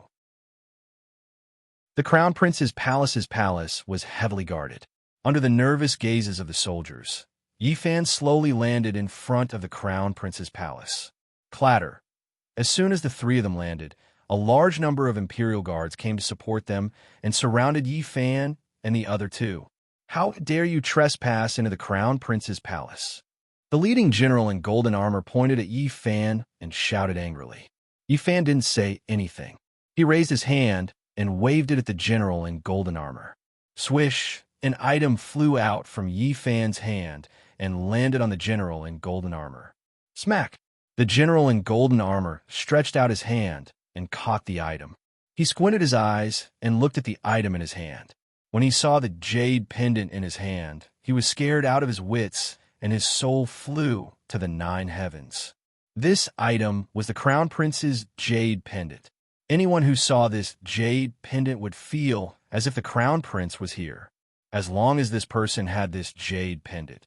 Even if the Crown Prince ordered him to kill himself, he had to obey the order. Clatter. Thinking of this, the general in golden armor knelt down on the ground. Long live the Crown Prince! The general in golden armor held the jade pendant above his head and shouted. Clatter. Seeing the jade pendant in the general's hand, the rest of the soldiers' faces changed and knelt on the ground. I have something important to discuss with the Crown Prince. You don't have to be nervous. Get up, Yi Fan said calmly. He waved his hand at the general in golden armor who was kneeling on the ground. Swish! The jade pendant in the general's hand flew back into Yi Fan's hand. Yes, the general in golden armor said as he stood up slowly. The rest of the soldiers also stood up. Clatter! The soldiers retracted their bows, turned their spears around, and pulled back their shields to make a path. Mister, please follow me. The general in golden armor extended his hand and invited Yi Fan into the palace. Yi Fan put the jade pendant away and nodded slightly. The 3 people and 1 fox were led by the general in golden armor through 3 layers of security and came to a large mahogany door. Mister, the Crown Prince is inside. According to the rules, I cannot enter without permission. Please forgive me. The general in golden armor lowered his head and said respectfully to Yi Fan. I know. You may go. Yi Fan said to the general in golden armor. Yes. The general in golden armor bowed to Yi Fan and left respectfully. In the Crown Prince's palace, the Crown Prince, who was dressed in a golden dragon robe, was reading the memorials that had just been presented by the ministers in the court. After the court, he didn't even have time to change his clothes before he started reading the urgent reports that had been presented to him. One moment, he was frowning with a serious expression. The next moment, his eyebrows relaxed and he smiled and nodded. From time to time, he would pick up the imperial brush and write furiously on the memorials. Your Highness, he is here. An old eunuch holding a horsetail whisk came to the Crown Prince's side and said softly, He is here? Who is here? The Crown Prince asked as he continued reading the memorials. Yi Fan. The old eunuch said 2 words. Yi Fan. The Crown Prince was shocked when he heard this name. The brush in his hand immediately stopped. Yes, the old eunuch replied. Where is he? The Crown Prince asked anxiously with joy. He is outside the door. The old eunuch said to the Crown Prince. What? Outside the door? The Crown Prince put down the imperial brush excitedly and said, Invite him in. Invite him in. Your Highness, there is no need to invite me in. I came uninvited. Yi Fan pushed open the red door and walked into the inner hall with a smile. Akatsuki, who was carrying Baihu, and Wu Qing, who was dressed in green, followed closely behind Yi Fan. Mr. Yi. The Crown Prince immediately stood up from his throne when he saw Yi Fan. He quickly walked down the stairs to welcome Yi Fan. It was obvious that the Crown Prince was very happy. Greetings, Your Highness, Yi Fan said as he walked up to the Crown Prince. He lowered his head and cupped his hands in greeting. Ha ha! The Crown Prince laughed as he helped Yi Fan up. He said, I heard that Mr. Eldritch acted according to his own likes and dislikes in the past. He stepped on those who were strong and respected those who were weak. Why are you suddenly bowing to me today? Your Highness is a descendant of the Z-Way. You are a benevolent ruler. How can you be judged by common sense? Yi Fan said to the Crown Prince with a smile. Ha ha ha. The Crown Prince laughed. I'm a benevolent ruler. You are the ruler of the demon realm. Since we are both rulers, there is no need to be so polite. After the demon slaying conference, everyone knew that Yi Fan was the ruler of the demon realm. It was no longer a secret. Yi Fan was stunned at first, then he smiled. These 2 are? The Crown Prince asked as he looked at Akatsuki and Wu Qing. This is my friend, Yi Fan said as he faced the Crown Prince. He smiled and said, I'm sure Your Highness has already met her during the demon slaying conference. When the Crown Prince heard this, his expression changed slightly. Other than the experts he had brought with him, only the old eunuch and Lu Yuanshan knew about the demon slaying conference. How did Yi Fan know? Your Highness, in order to save me, You traveled thousands of miles to the execution ground. Your Highness may be able to hide this from others, but you can't hide it from me, Yi Fan said to the Crown Prince with a smile. You don't need to mention this again. The Crown Prince waved his hand and smiled. As the Crown Prince of a country, you can't even save a person. If this gets out, people will laugh at you. I won't talk about it. I won't talk about it. Akatsuki greets your Highness. Akatsuki lowered her head and cupped her hands in greeting. Akatsuki? When the Crown Prince heard this, he was shocked. You're the red-clothed woman who didn't lose out to men at the execution ground? On the execution ground, he had heard Yi Fan call this woman Hong. That's me. Akatsuki raised her head and said.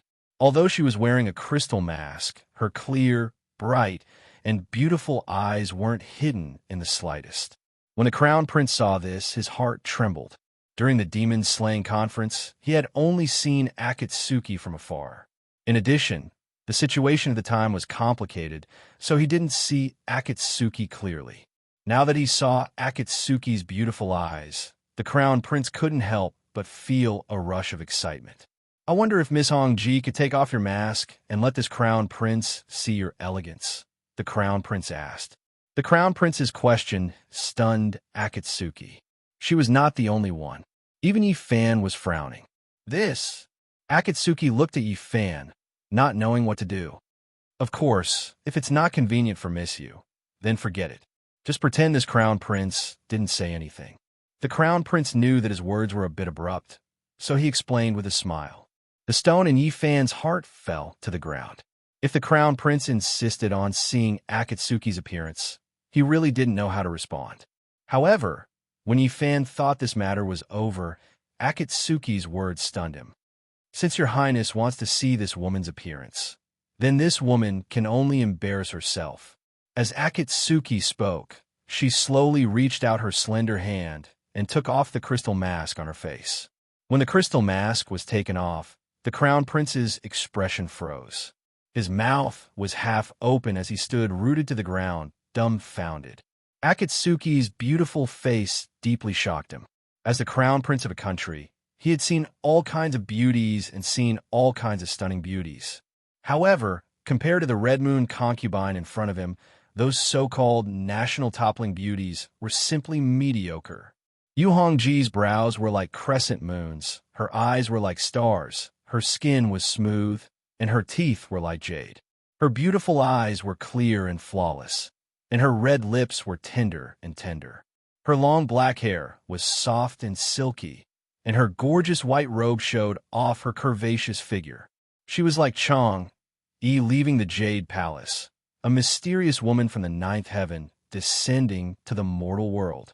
The Crown Prince's Adam's apple moved. Seeing the Crown Prince look at her in a daze, Akatsuki lowered her head. Yi Fan, standing on the side, had no expression as he stared at Akatsuki.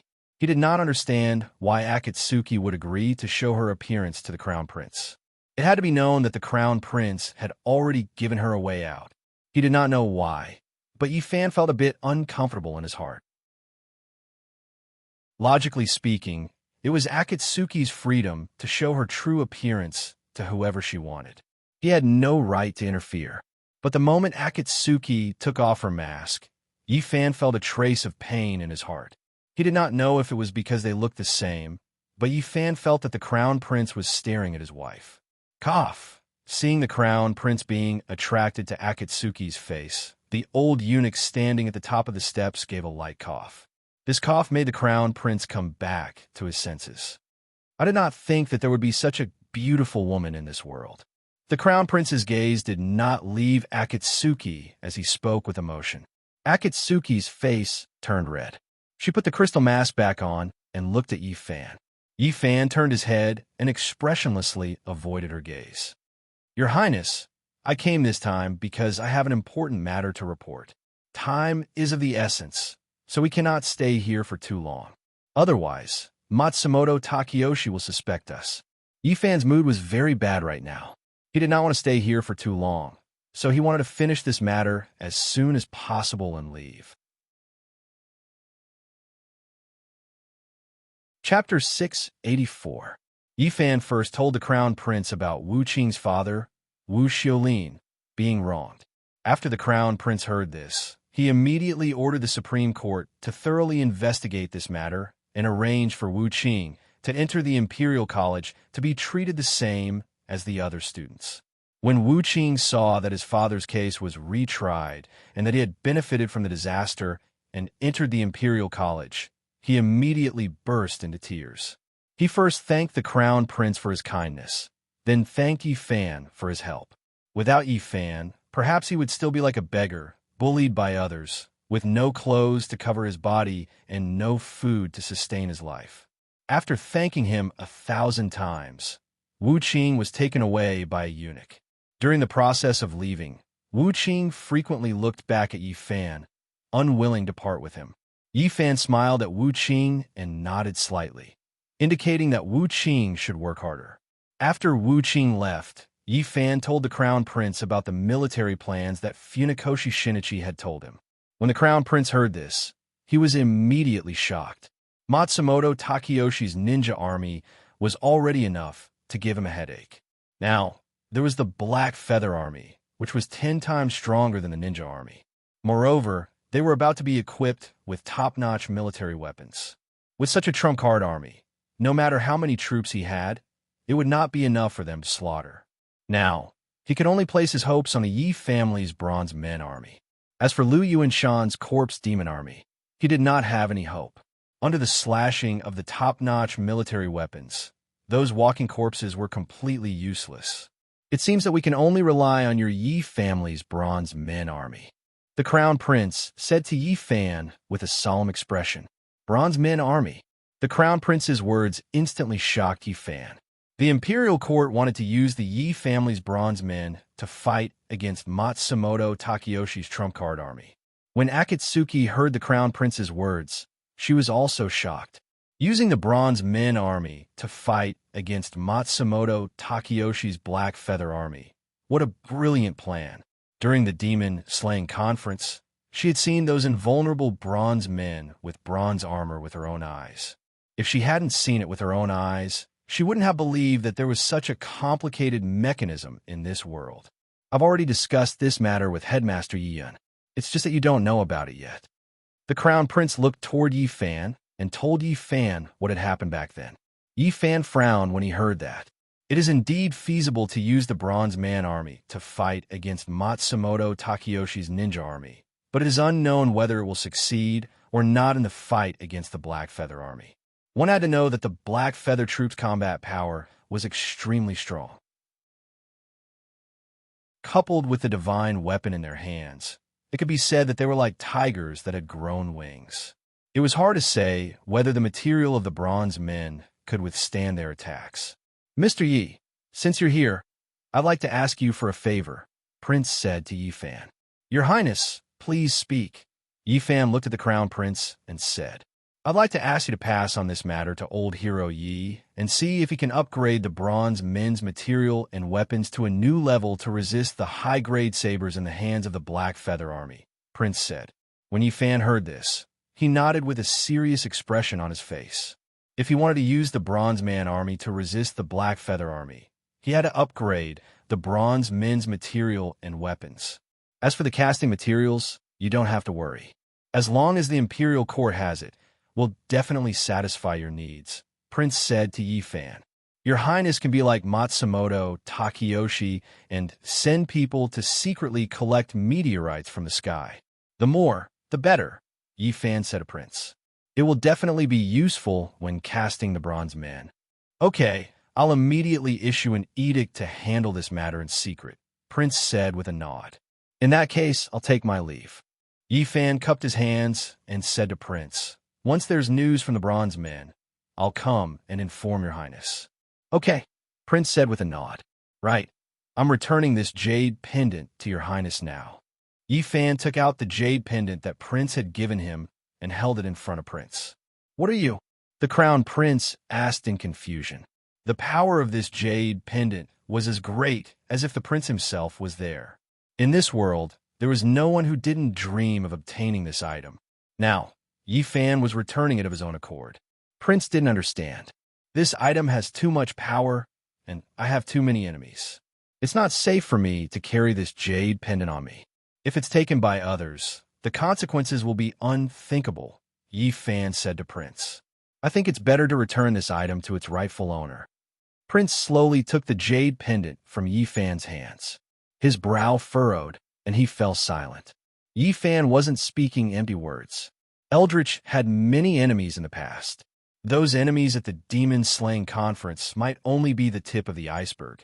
If this item fell into the hands of others, there would be endless trouble. But after a while, Prince's brows gradually relaxed. He looked at Akatsuki with a slight smile. Mr. Yi has many enemies, but that's not the case for Miss Yu, Prince said with a smile.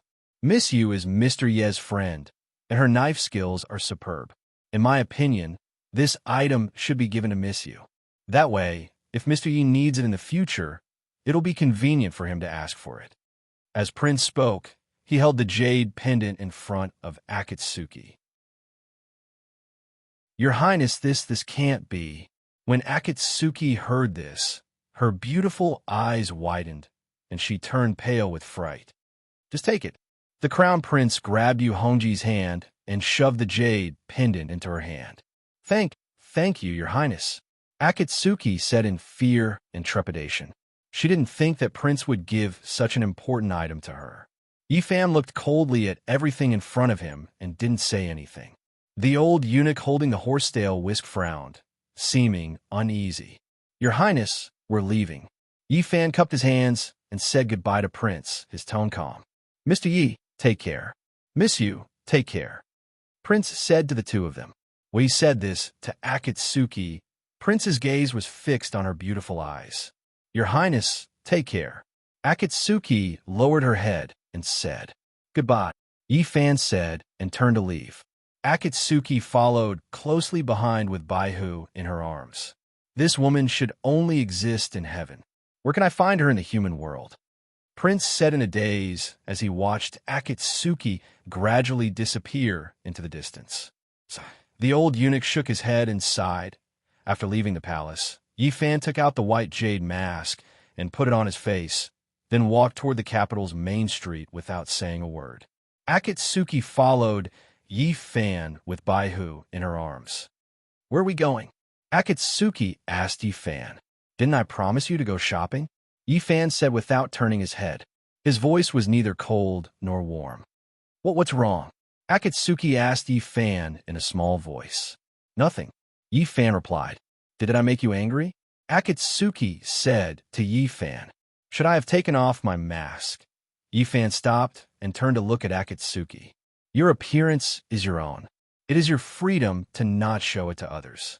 Why would I be angry? Yi Fan said to Akatsuki. Yi Fan's words were not said to Akatsuki, but to himself. But now Akatsuki hesitated. My mood is not very good. It has nothing to do with you, Yi Fan said and continued to walk forward. Under the mask, Akatsuki pursed her lips and lowered her head to follow Yi Fan. At this time, the sky was already bright. The capital's main street was bustling with people coming and going. There were people selling kites, making sugar figurines, performing arts, selling candied haws. There were people from all walks of life. Yi Fan stopped in front of a stall selling candied haws and bought 3 sticks of candied haws. Don't you love eating candied haws? Here you go, Yi Fan said as he turned around and handed a large stick of candied haws to Akatsuki. Akatsuki silently took the stick of candied haws. She lowered her head like a child who had done something wrong. Xiao Zhao, this stick is yours, Yi Fan said as he turned around and picked up a piece of oil paper from the stall. He placed a dozen or so candied haws on the oil paper and handed it to Baihu. Baihu's eyes lit up. She opened her mouth and took 2 large pieces of candied haws. She began to chew on them. Akatsuki took the oil paper from Yi Fan's hand and continued to feed Baihu. Oh my, I didn't think that this white-haired beast would also like to eat candy haws. A fat middle-aged man in a silk gown with a Beijing accent saw Akatsuki feeding Baihu candied haws. He was curious and stopped to watch. If you call her a beast again, I'll break your tongue, Yi Fan said calmly as he turned around to look at the fat, middle-aged man. The fat man's foul mouth made Yi Fan feel disgusted. Oh, what's the matter? Are you trying to scare me with that stupid mask of yours? The fatty lifted his chin and sneered at Yi Fan. I'm telling you, Lord Fatty, am going to say it today. What's the matter? Beast, beast, beast. Puffed. Before the fat man could say the word live, Yi Fan extended his hand and stuck the bamboo skewer into the fat man's mouth, which was filled with a foul stench. His speed was as fast as lightning, and no one could clearly see how he made his move. Ouch! Feeling the pain, the fatty began to wail loudly. Yi Fan's move directly pierced through the fat man's tongue and went straight into his throat. From now on, the fat man would not be able to speak again. Yi Fan had already shown mercy to this scoundrel. If the bamboo stick went in another inch, it would have pierced through the fat man's entire neck. By then, the fat man would not only be unable to speak, but he would also lose his life. Puff! Yi Fan pulled back his hand and pulled out the bamboo stick. Blood spurted out from the fat man's tongue. Ouch! The fat man fell and rolled on the ground in pain. This fat man was really unlucky to provoke Yi Fan when he was in a bad mood. Yi Fan threw away the bamboo stick dripping with blood and took a piece of oil paper from a stall behind him. He wrapped the stick of candied haws and put it in his sleeve. The candied haws stall owner was so scared that his face was drained of blood. He didn't even dare to breathe loudly. The fat man's howls attracted many busybodies to surround him. Yi Fan looked at the crowd with a bone-chilling gaze. The crowd shuddered and dispersed in an uproar. Let's go. As Yi Fan spoke, he started walking forward. Chapter 685. After leaving the Tonghalu stall, Yi Fan was no longer in the mood to walk around. He brought Akatsuki to a deserted alley. Using his movement technique, he activated the auspicious clouds and flew into the sky. On the auspicious clouds, Akatsuki, who was holding Baihu, held the Tonghalu that Yi Fan had given her. She lowered her head and remained silent. If you don't eat it, the Tonghalu will melt. Yi Fan, who was wearing a white jade mask, looked forward and said to Akatsuki. He didn't want to take off his mask now, because he knew that his face must be very ugly right now. Rather than that, it was better to wear it to cover his face. After hearing this, Akatsuki silently took off her crystal mask. She opened her red lips and took a bite of the Tonghalu, slowly chewing it. It was my fault just now. Don't take it to heart. Yi Fan urged the auspicious clouds to hurry on as he spoke to Akatsuki. If he really wanted to talk about this matter in detail, he really couldn't blame Akatsuki. What did it have to do with him who she showed her appearance to? What right did he have to interfere with other people's private matters? The feelings between the two of them could be made clear through this matter. I'm sorry. Akatsuki lowered her head and said softly, sparkling and translucent tears swirling in her eyes. You don't have anything to be sorry about. I'm the one who's sorry. Yi Fan looked at the cloud path ahead and said calmly, I was a bit meddlesome. No, you didn't. Akatsuki raised her head to look at Yi Fan as she said this, 2 lines of hot tears falling silently. I can see that the crown prince already likes you. Otherwise, he wouldn't have given such an important jade pendant to you for safekeeping. Yi Fan smiled as he turned his head to look at Akatsuki. But then again, you and the crown prince are a perfect match. When he said this, Yi Fan kept a smile on his face, but in his heart, he was torn inexplicably. Bufonkoin, Akatsuki choked out. Perhaps one day in the future, I will have to call you crown princess. Perhaps I will even have to bow to you, haha. Yi Fan turned his head with a smile and said, Bufonkoin, please don't say any more, I know I was wrong. Akatsuki said with tears streaming down her face. This is a good thing. Why are you crying? I'm not blaming you. Yi Fan took out a blue handkerchief from his bosom and handed it to Akatsuki. After hearing what Yi Fan said, Akatsuki cried even harder. If you keep crying, I won't take you out next time, Yi Fan said. These words were indeed effective. As soon as Yi Fan finished speaking, Akatsuki immediately took the handkerchief from Yi Fan's hand. While she resisted the urge to cry, she used the handkerchief to wipe the tears from her eyes. Yi Fan had always been a man of his word. She was afraid that Yi Fan would really not go out with her in the future. But even though she resisted the urge to cry, the tears continued to flow down like a dam bursting. Yi Fan's crown princess instantly widened the distance between the two of them. Okay, don't cry, Yi Fan said to Akatsuki. It was my fault this time. Next time, I will make it up to you. I will take you around the capital. I don't want to be the crown princess, Akatsuki said while sobbing. Okay, let's not talk about this anymore, Yi Fan said. Calm down your emotions and come with me to Pear Blossom Palace. The moment Yi Fan said the words Pear Blossom Palace, Baihu and Akatsuki's arms instantly became alert. It stared at Yi Fan with its clear and transparent eyes. In its opinion, Yi Fan was very likely to give the 100-herb pill that Nye Qing gave him to Master Jinshan, and then have Jinshan feed it to it. As the saying goes, it was difficult to disobey a master's order. Once Jinshan ordered it to swallow the 100-herb pill, it didn't dare to disobey. Woo! Baihu let out a whimper to Yi Fan. Its voice was both sad and pleading. Don't worry, brother Yi promised you that he won't make things difficult for you. Yi Fan saw Baihu's worry and said with a smile. After hearing Yi Fan's declaration, Baihu was relieved and curled up in Akatsuki's arms again. Akatsuki wiped her tears and sniffed, suppressing her fluctuating emotions. She had thought it through. After returning to Donghai, she would explain this matter to Yi Fan clearly. What she needed to do now was not to cry and wipe her tears, but to help Yi Fan and share his worries. She wrapped the stick of candied haws in the oil paper that Baihu left behind and put it in her sleeve. Why aren't you eating? Yi Fan asked.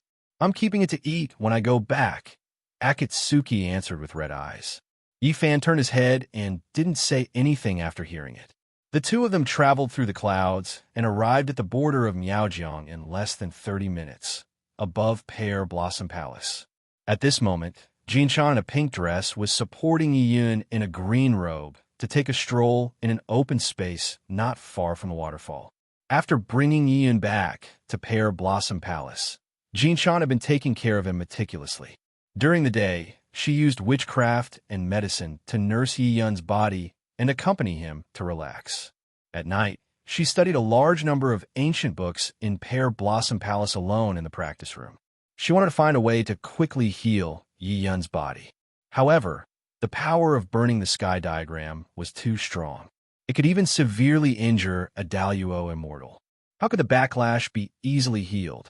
She originally planned to ask her master, Tian Kanzi, for help. However, Tian Kanzi didn't appear after he came back once on the day of Xiao Zhao's accident. Now, she could only study the ancient books by herself and wait for her master to come back. Fan air. The moment Yi Fan's auspicious clouds flew into the border of Miaojiang, Jinshan sensed Yi Fan. Fan air. Cough, cough, cough. When Yiyun heard what Golden Silkworm said, he immediately coughed violently.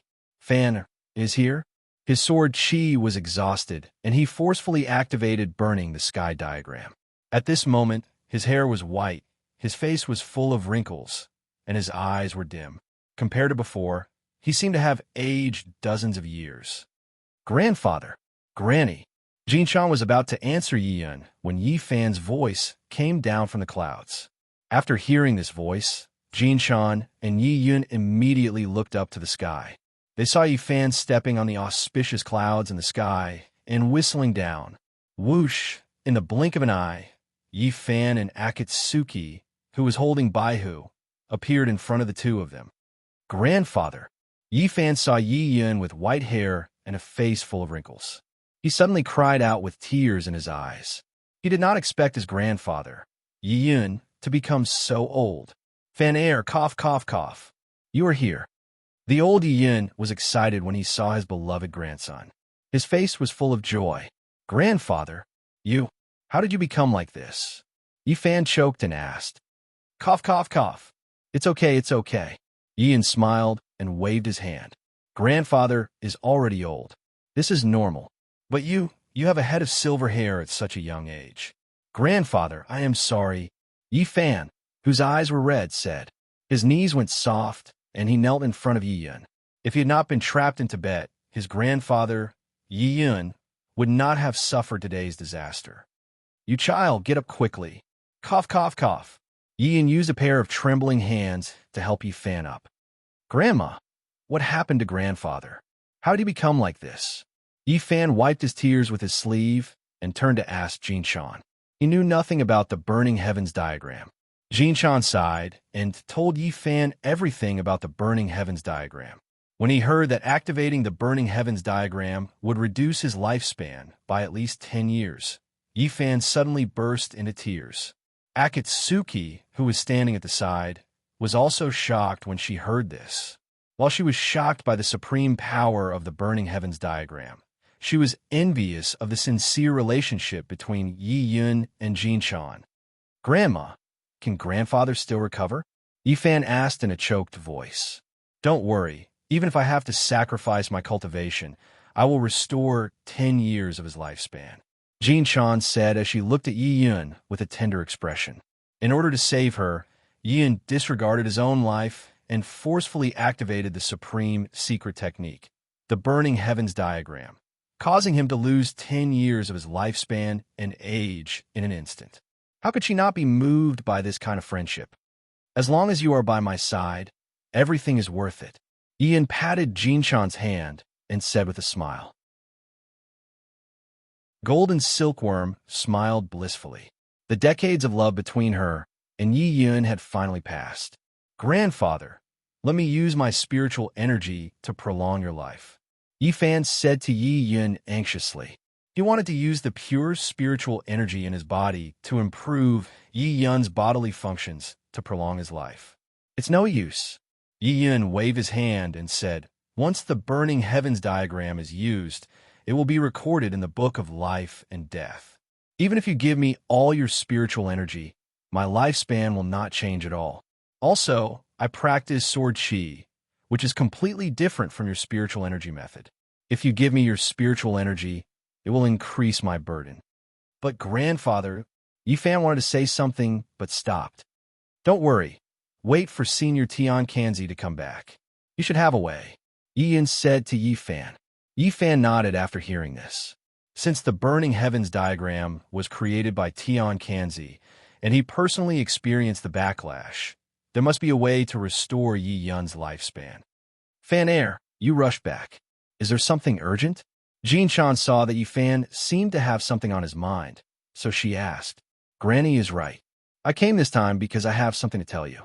Yi Fan told Yin everything about Matsumoto Takeyoshi forging a large number of magical weapons, gathering the Black Feather troops, and the Crown Prince preparing to strengthen the bronze men's materials and weapons. Yin frowned after hearing this. His face was solemn, and he did not speak for a long time. Grandfather, will this work? Yi Fan asked Yin after a long time. I've heard of Isshin Sato's name.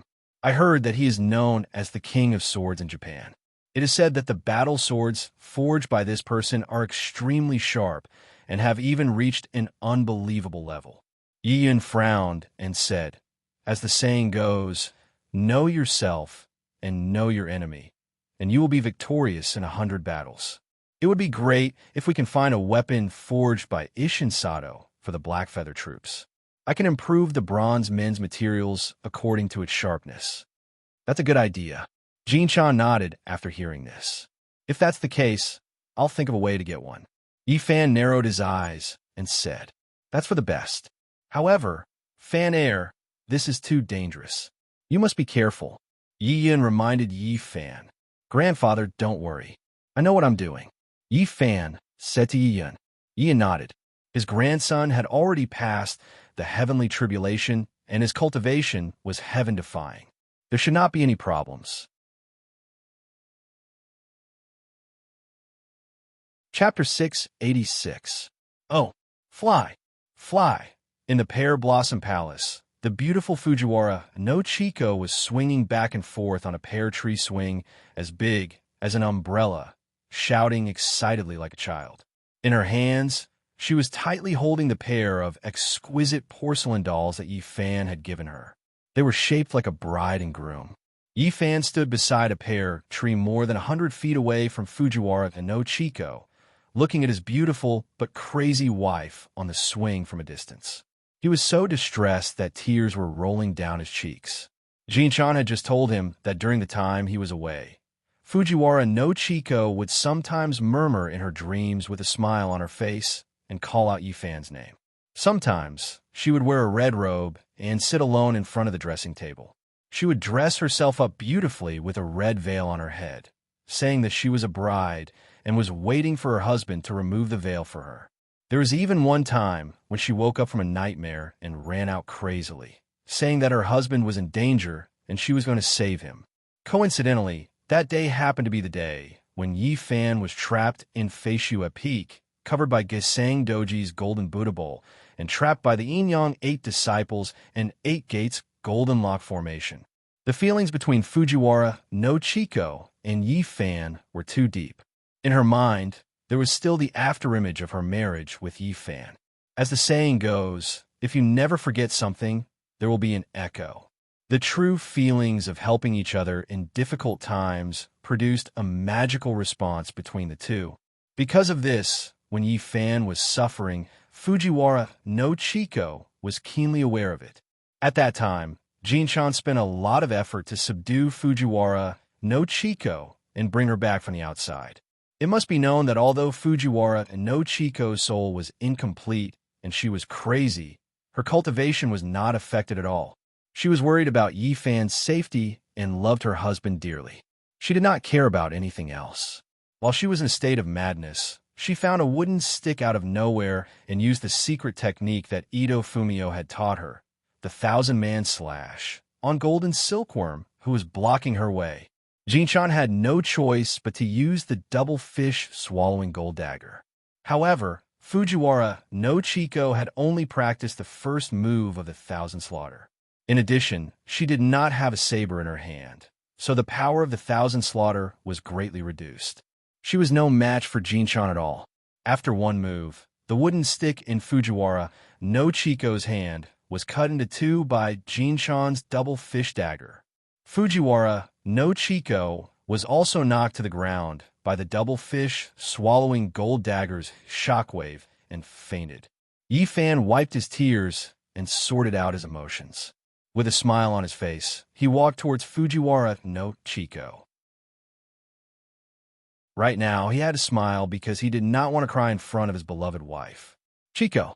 Yi Fan came to the front of the swing and called out Fujiwara no Chico's name with a smile. Husband. Fujiwara no Chico, who was swinging on the swing, immediately called out in surprise when she saw Yi Fan. Swoosh! Fujiwara no Chico shouted and jumped down from the swing and landed in front of Yi Fan. When he heard his beloved wife call him husband, Yi Fan was stunned at first. Then, he could no longer suppress the emotions in his heart and burst into tears. She still remembers me. She still knows that I'm her husband. Yi Fan, who was overwhelmed with emotions, hugged his beloved wife in front of him as his tears fell like rain. Chico. Yi Fan, who was choking with sobs, hugged Fujiwara no Chico tightly, as if he was afraid that Fujiwara no Chico would suddenly disappear in the next moment. Hot tears flowed down Yi Fan's eyes and instantly wet Fujiwara no Chico's back. Husband, where's the delicious food you brought for me? Fujiwara no Chico, who was tightly hugged by Yi Fan, asked Yi Fan. Yi Fan, whose face was full of tears, smiled and let go of Fujiwara no Chico. He took out the stick of sugar-coated haws wrapped in oil paper from his sleeve. On the way here, in order to ensure that the stick of sugar-coated haws would not melt, Yi Fan had been urging the ice core in his body to maintain the temperature of the stick of sugar-coated haws. Just like Akatsuki, Fujiwara no Chico also loved to eat sugar-coated haws. Here for you. Eat it quickly. It's very sweet. Yi Fan sniffed and wiped away his tears. He peeled off the oil paper and handed the shiny red stick of sugar-coated haws to Fujiwara no Chico. Husband, you're the best.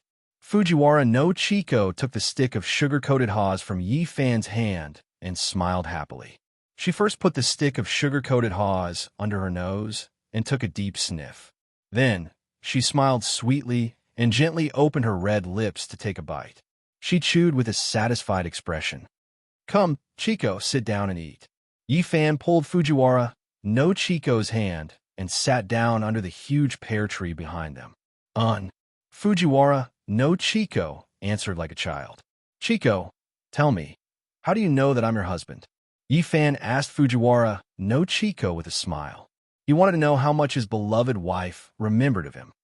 I saw you in my dreams and even went through the wedding ceremony with you. Fujiwara no Chico looked at Yifan while chewing on the sugar-coated haws.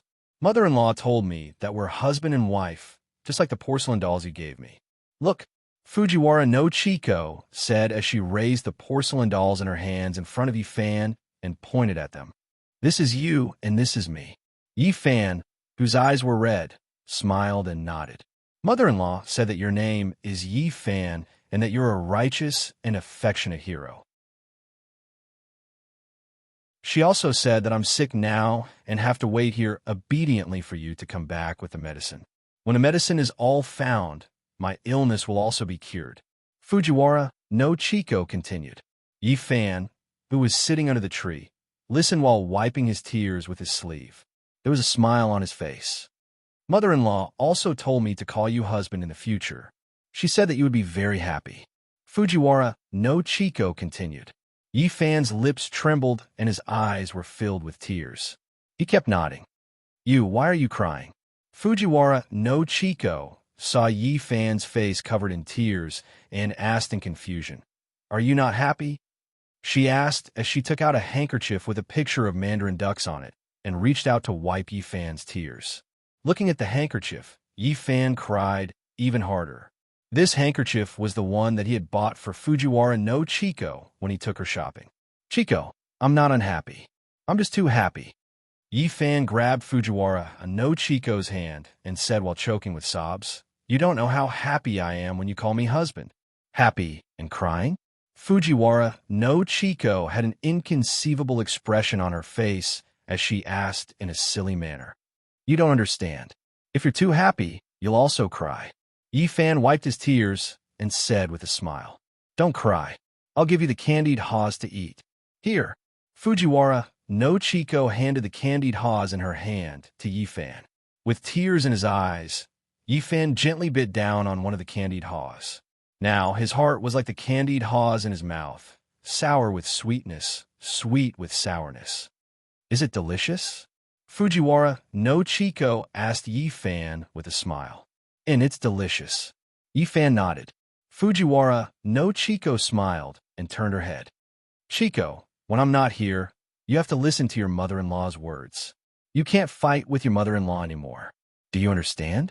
Yifan reached out and stroked Fujiwara no Chico's waterfall-like black long hair as he softly said, Fujiwara no Chico obediently nodded and said, You wait for me here obediently. Next time, I'll bring you candy haws. Yifan said, You're leaving? Fujiwara no Chico, hearing Yifan's words, immediately turned her head and pouted her lips. I have to go. I have to go find medicine for you. Yifan choked with sobs. At this moment, he really wanted to stay by his beloved wife's side, to watch her frown and smile, to laugh and play with her. But he couldn't. He had to find the cauldrons. He had to collect the patterns of the 9 cauldrons. He had to study the ancient secret techniques. He had to accumulate immeasurable karma. He had to retrieve his beloved wife's soul. Only in this way could he live happily with his beloved wife forever. Then remember to come back and visit me often. Fujiwara no Chico reluctantly said to Yifan, Don't worry, I'll come back to see you when I have the chance. Yifan choked with sobs as he said to Fujiwara no Chico, Tell your husband what you want to eat, and I'll bring it to you next time. Here, this is it. Fujiwara no Chico raised the candied haws in her hand and smiled. Still candied haws? Yifan asked with a smile. Next time, bring me 10 sticks of candied haws. Fujiwara no Chico smiled. Okay, your husband promises you. Yifan smiled. Wait a moment. Fujiwara no Chico said as she put the candied haws in her hand to the side. Then, she reached out and took off an object from her neck and handed it to Yifan. In her hand, a guanine pendant carved from top-grade jade entered Yifan's eyes. The guanine pendant shone with pearls and was lifelike. It had a benevolent appearance and was round and smooth. Yifan saw this guanine pendant and was filled with emotions. At that time, in order to be with his beloved wife, he had specially prepared enough supplies and sealed off the Phoenix Crime Mountain's Lingyun Cave. And this jade guanine pendant was a gift he had chosen for his wife when he was preparing the supplies. Granny said that this is the benevolent guanine bodhisattva who saves people from suffering and will grant any request. If you wear it, it will ensure your safety. Fujiwara no Chico said as she put the jade guanine pendant around Yifan's neck. Holding the guanine pendant with Fujiwara no Chico's body temperature, Yifan raised his head and looked at Fujiwara no Chico, his eyes filled with tenderness. An hour later, Yifan and Akatsuki left Pear Blossom Palace. Above the auspicious clouds, Yifan's eyes were red and there was a smile on his face. He was still recalling the heartwarming scene with his beloved wife. Akatsuki did not say a word and silently hugged Baihu. At this moment, the white fox's eyes were also red. Her clear eyes were brimming with tears. When Yifan and Fujiwara no Chico were alone, it was also telling Jinshan how much it missed her. Although it was now in Baihu's body, for Jinshan, who was proficient in the language of birds and beasts, there was no difficulty in communicating with it. The master and disciple were master and disciple in name, but in reality, they were like mother and daughter. During the time they were apart, the master and disciple both missed each other in their hearts. The situation during the demon-slaying conference was complicated, so the master and disciple did not have much interaction. Now that they were reunited in Pear Blossom Palace, the master and disciple naturally had endless things to talk about. When they were about to leave, Baihu cried like a pear blossom in the rain. Jinshan also had tears in her eyes, constantly reminding Yifan to take good care of it. "Your wife, how is she?" Akatsuki broke the silence and asked Yifan in a low voice. "She's already calling me husband now," Yifan said with a smile as he looked ahead. At this time, he was still immersed in great joy. "Is that so? That's great." Akatsuki was startled when she heard this, then said in a low voice. Yifan's red eyes told her that Yifan had just cried.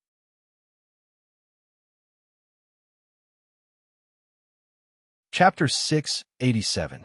In less than 10 minutes, the auspicious clouds under their feet had left the Miaojiang region. Yifan pushed the auspicious clouds under his feet and turned towards the southeast.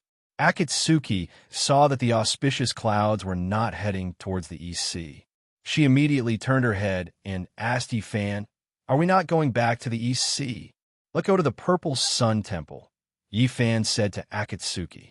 During the demon-slaying conference, the Purple Sun Temple went to the execution ground to save him. Yifan remembered this kindness in his heart. Moreover, Qing Qinzi did not hesitate to reveal the secrets of heaven and told him the secrets of the 9 cauldrons. In the end, he lost his immortal position. It was reasonable for him to pay a visit and express his gratitude. Akatsuki nodded after hearing this. The two of them traveled as fast as lightning. In less than an hour, they arrived above the Purple Sun Temple. "We are here." Yifan fixed the auspicious clouds in the air and looked down. He said, "The Purple Sun Temple is located in the dense forest at the top of this mountain." Akatsuki replied. "Let's go down," Yifan said. He urged the auspicious clouds under his feet to descend slowly. Whoosh! Just as Yifan finished speaking, a green arc of light appeared out of thin air from the dense forest below and shot straight up into the sky. The arc of light was as thick as a bowl and was more than 10 feet long. The green light was bright and dazzling. Its speed was as fast as lightning. In the blink of an eye, it rushed in front of Yifan and was less than 10 feet away from Yifan. It was the sword aura of the Absolute Shadow Sword. Ming Yu's Absolute Shadow Sword. Yifan's pupils constricted instantly. In the blink of an eye, Yifan did not have time to think. He reacted quickly. He patted Akatsuki's shoulder with his right hand. At the same time, with a thought, he urged his unique movement technique. Shua. When the green sword arc was less than a meter away from Yi Fan, the two people and the fox instantly vanished into thin air. Screech. As soon as the two of them disappeared, a dazzling green sword arc cut the huge, auspicious clouds in half. Boom! After slicing the auspicious clouds into two, the green sword arc shot straight up into the sky. The sound of the sword breaking through the air was like a thunderclap. Shua. Yi Fan and Wu Yu appeared 1,000 feet away out of thin air. Buzz, with a thought from Yi Fan. The phoenix dances in the ninth heaven spirit energy, and his chi si instantly came out of Yi Fan's body and condensed into a 7-colored ball of light around Yi Fan. The light barrier was 10 feet in size and flowed with 7 colors. It was dazzling, and it instantly enveloped Yi Fan and Akatsuki. You stay inside with Xiao Zhao. Don't come out. I'll go and see what's going on. As Yi Fan spoke, he slowly came out of the 7-colored ball of light. Inside the 7-colored ball of light hovering in the sky, Akatsuki anxiously said to Yi Fan, You should be more careful. The speed of the green sword arc just now was simply too fast. It covered a distance of 10,000 feet in the blink of an eye. Its speed was so fast that she, who had a high cultivation level, did not even have time to react. In comparison, the autumn wind 3 consecutive strikes that she was so proud of was simply as slow as an old ox.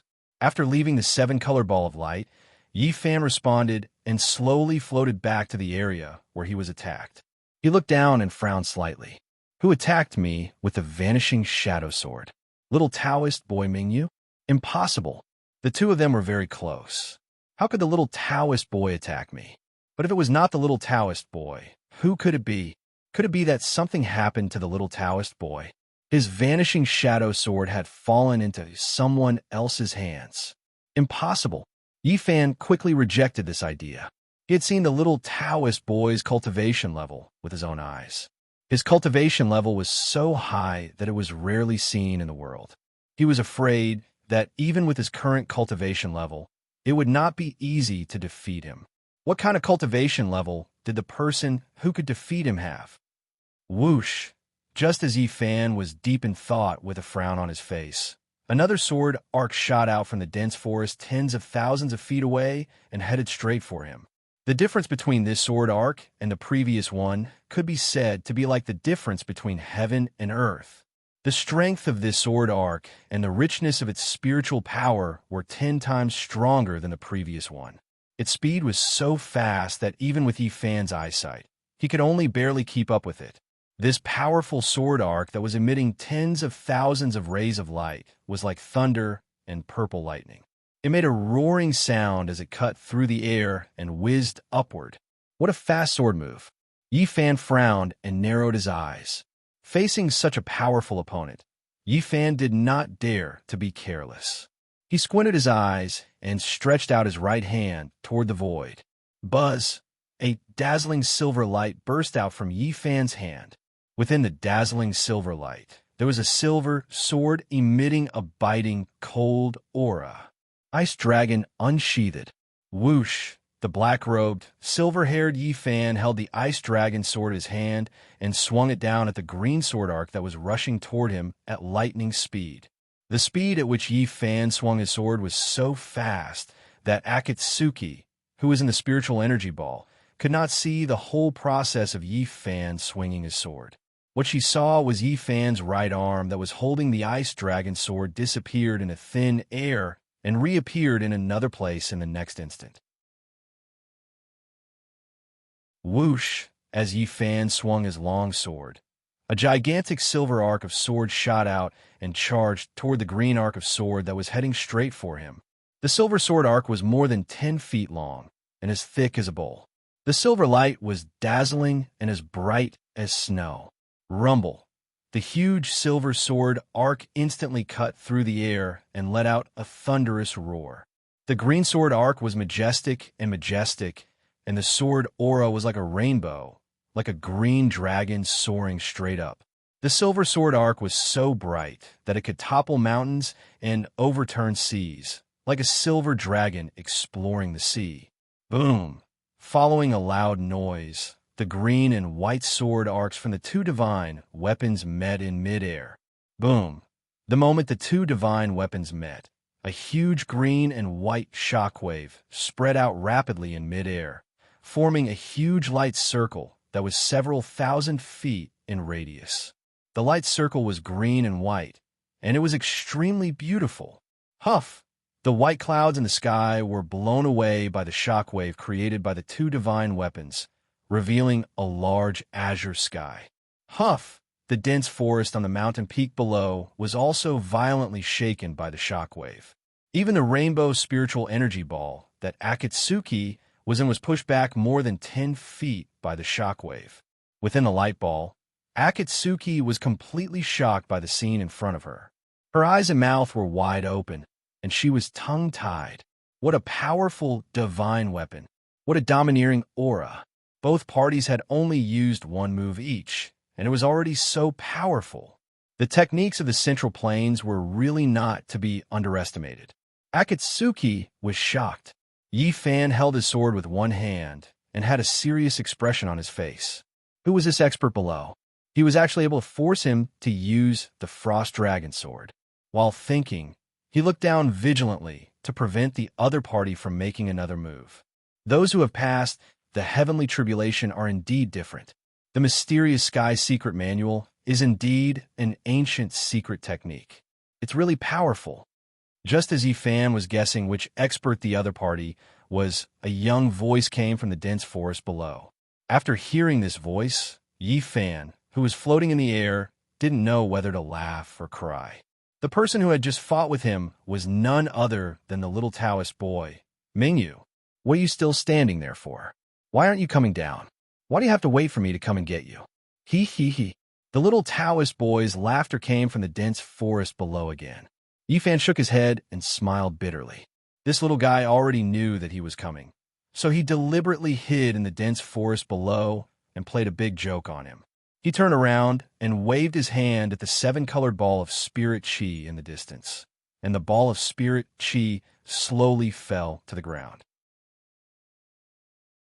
Yi Fan activated his movement technique and descended from the sky.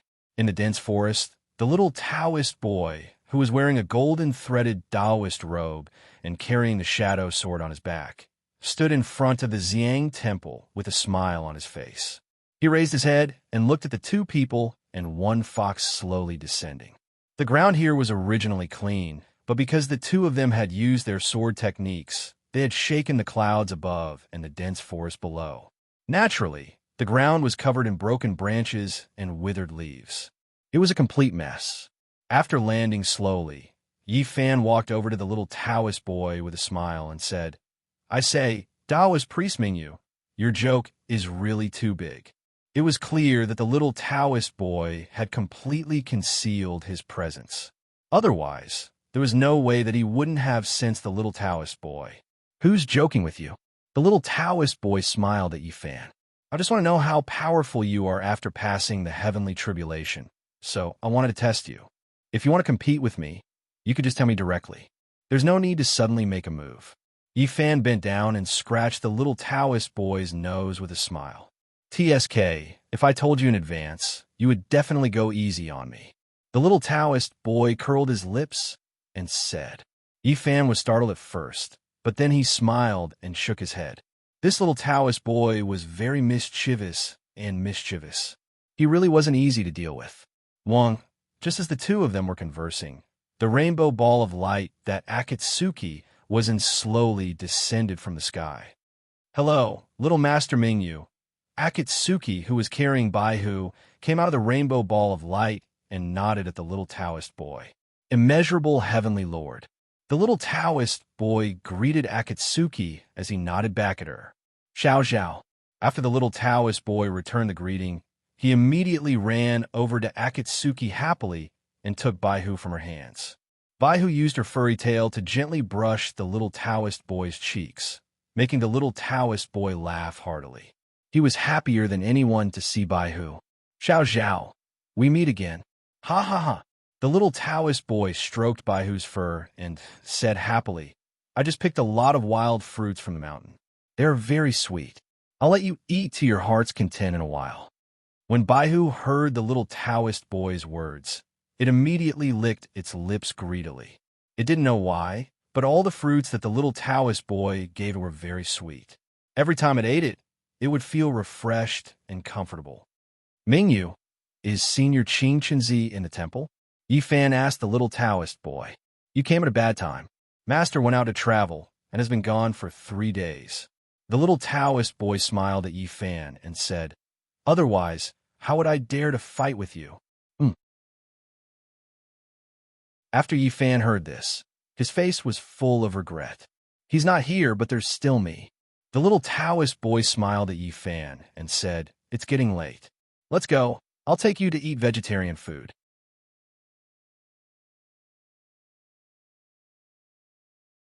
Chapter 688. Inyang Ghost Seal? You got the Inyang Ghost Seal? In the dining hall, the little Taoist boy opened his eyes wide, looked up at Yifan sitting across the table, and asked in surprise. At this time, there was a green vegetable hanging at the corner of his mouth.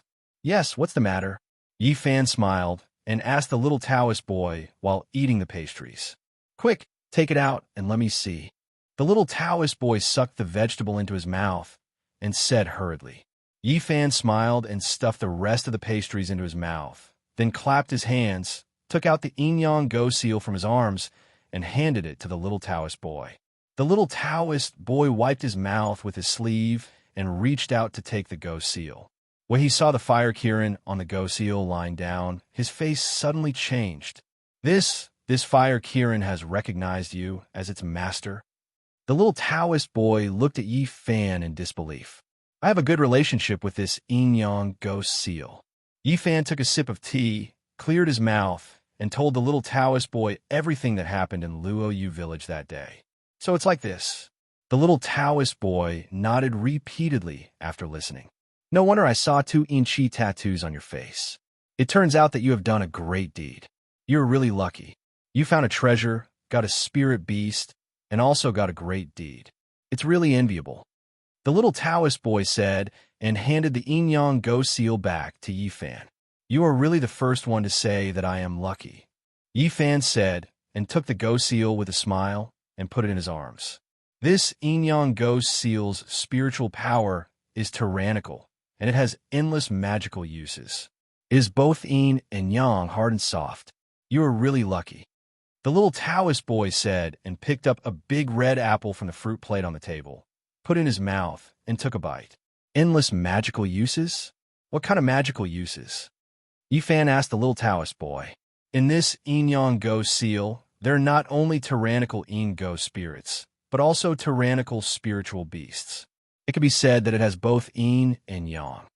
The little Taoist boy leaned back in the chair and said to Yifan while chewing the apple, If this thing is kept, it can keep all ghosts.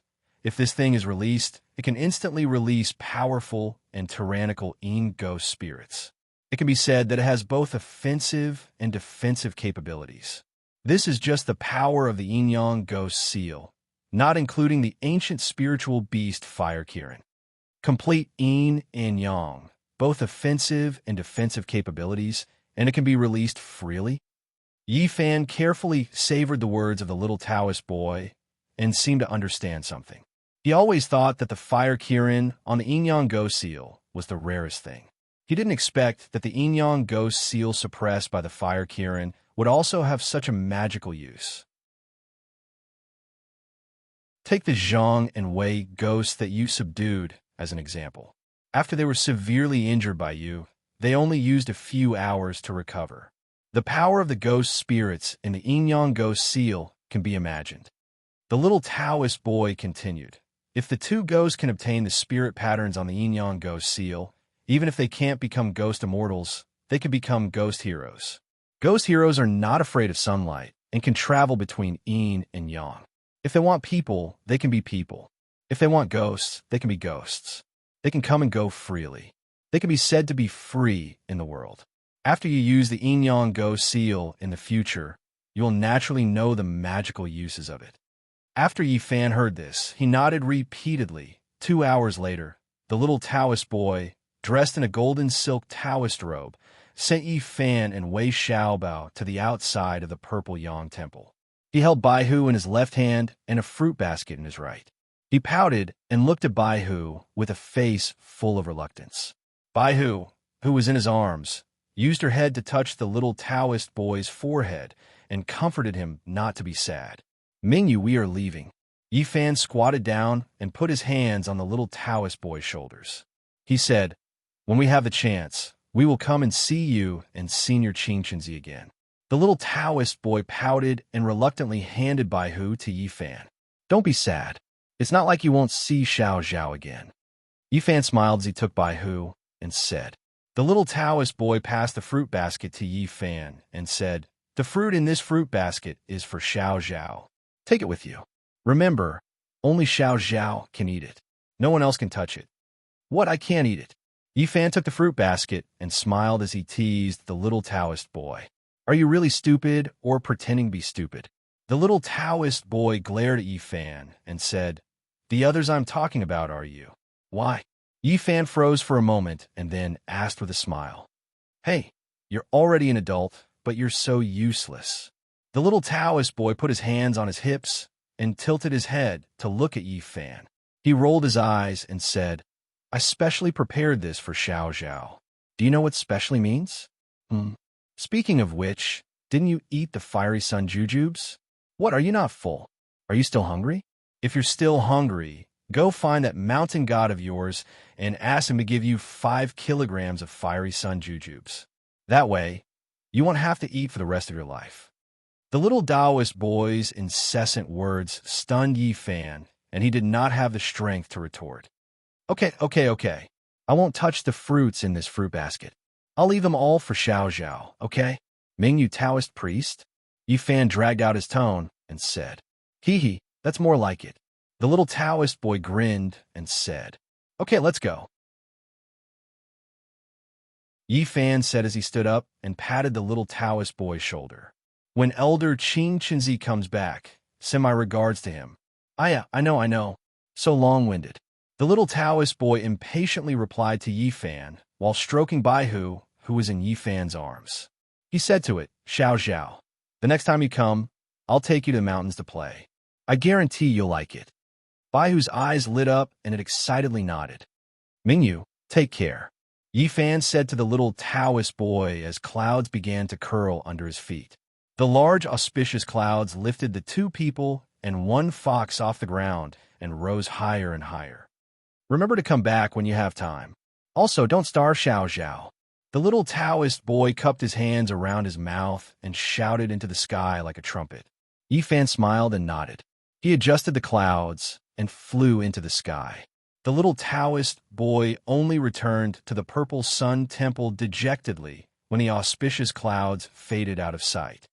I didn't expect Mingyu's swordsmanship to be so powerful. It's really amazing. Above the auspicious clouds, Akatsuki said to Yi Fan, at such a young age, he was actually able to force you to draw your frost dragon sword. She knew that there were many experts in the Purple Sun Temple, but she didn't expect a child to have such a cultivation level. If she didn't see it with her own eyes, she definitely wouldn't believe that the powerful swordsmanship just now was executed by a child. He's not an ordinary child.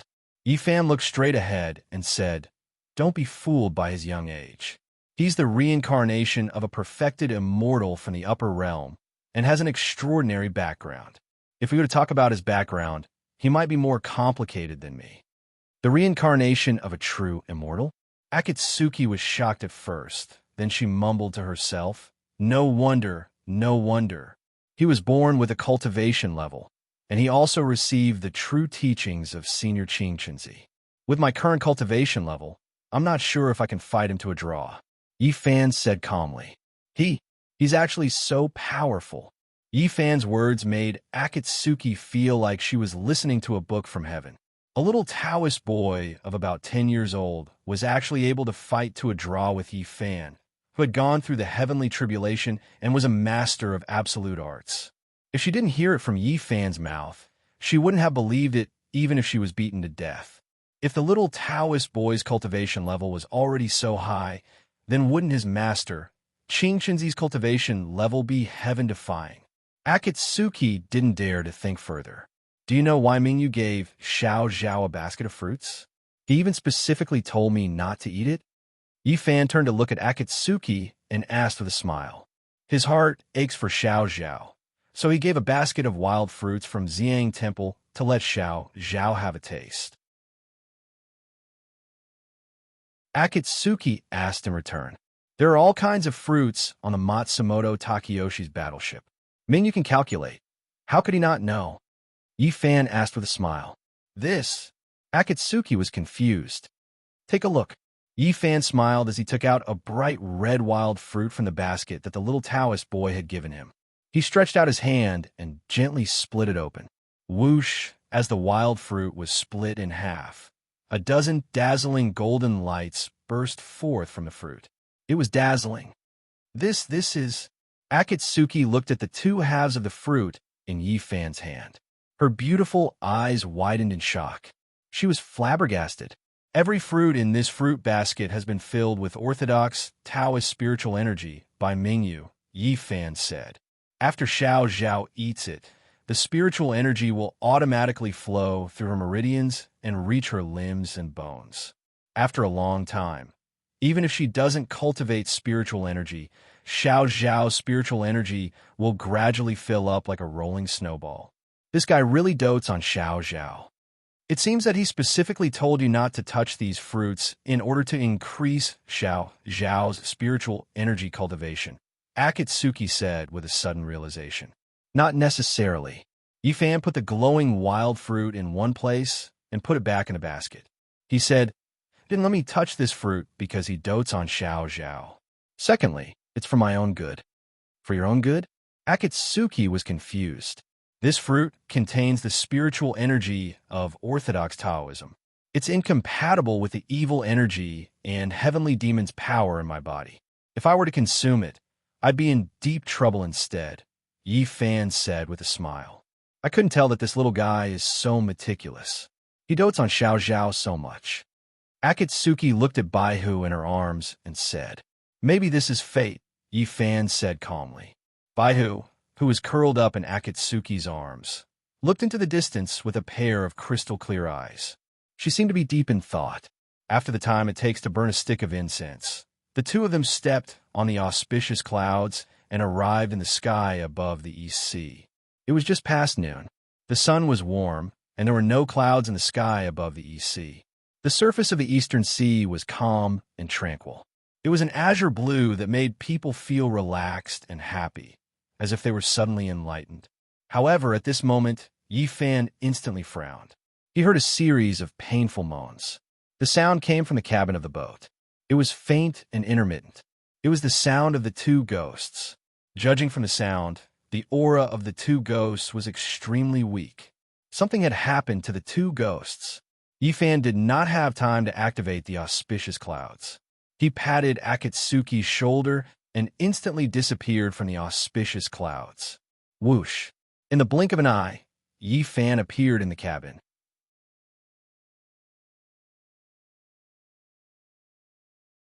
Chapter 689.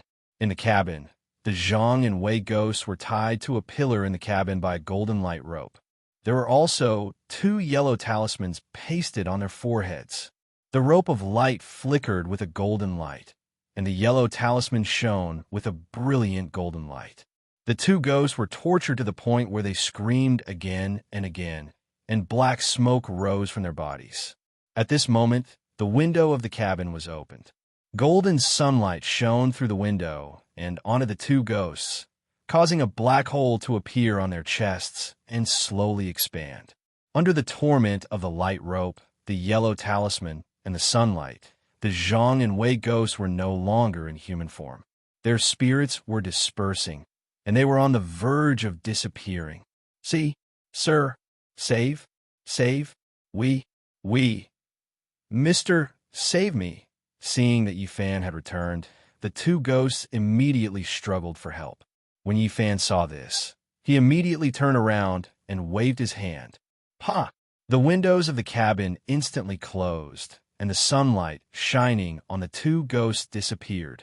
Yifan quickly walked in front of the two ghosts and reached out to remove the two yellow talismans on their foreheads.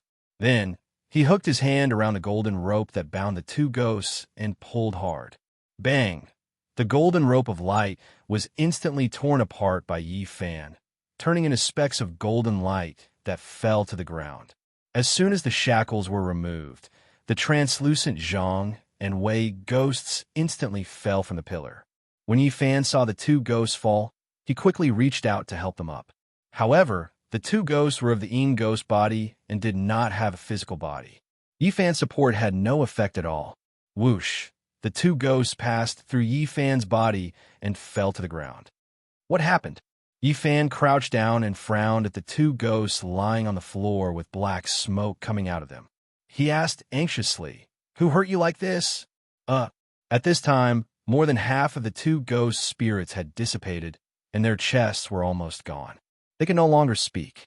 Yifan frowned and thought for a moment, then immediately took out the yin-yang ghost seal. Before he came here, the Taoist boy had told him that the yin ghost spirit on the ghost seal had infinite power.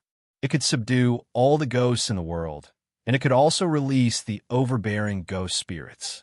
Now that the Zhang and Wei ghost spirits were exhausted, they were on the verge of death.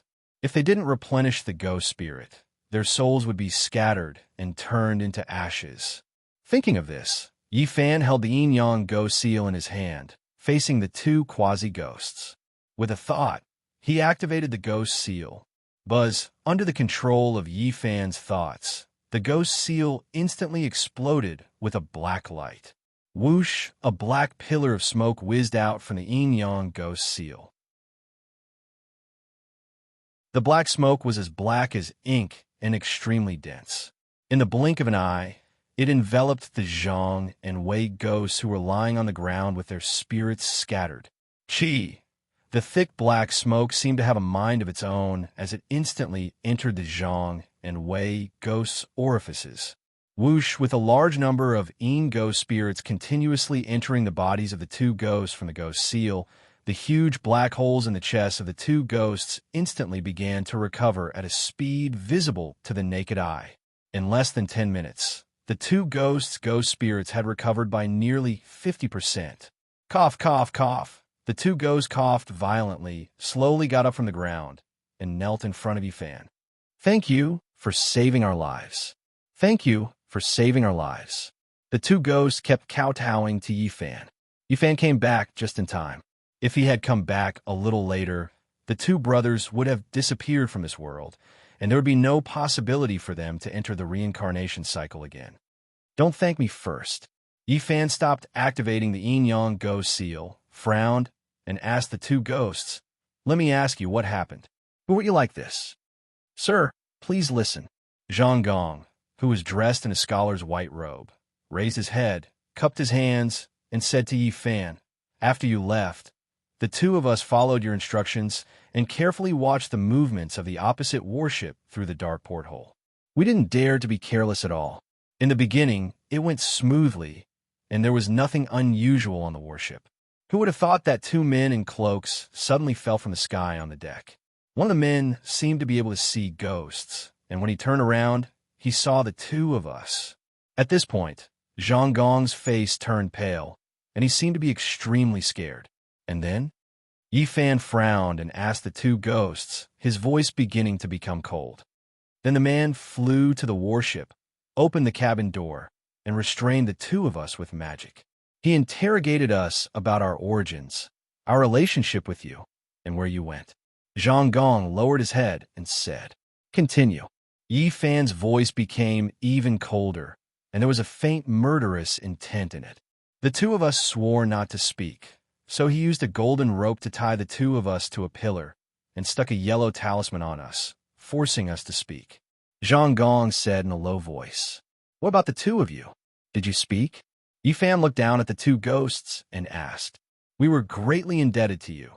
How could we do such a treacherous thing?" White on the side continued, raised his head, and cupped his hands to Yifan. "What else did the man say to you?"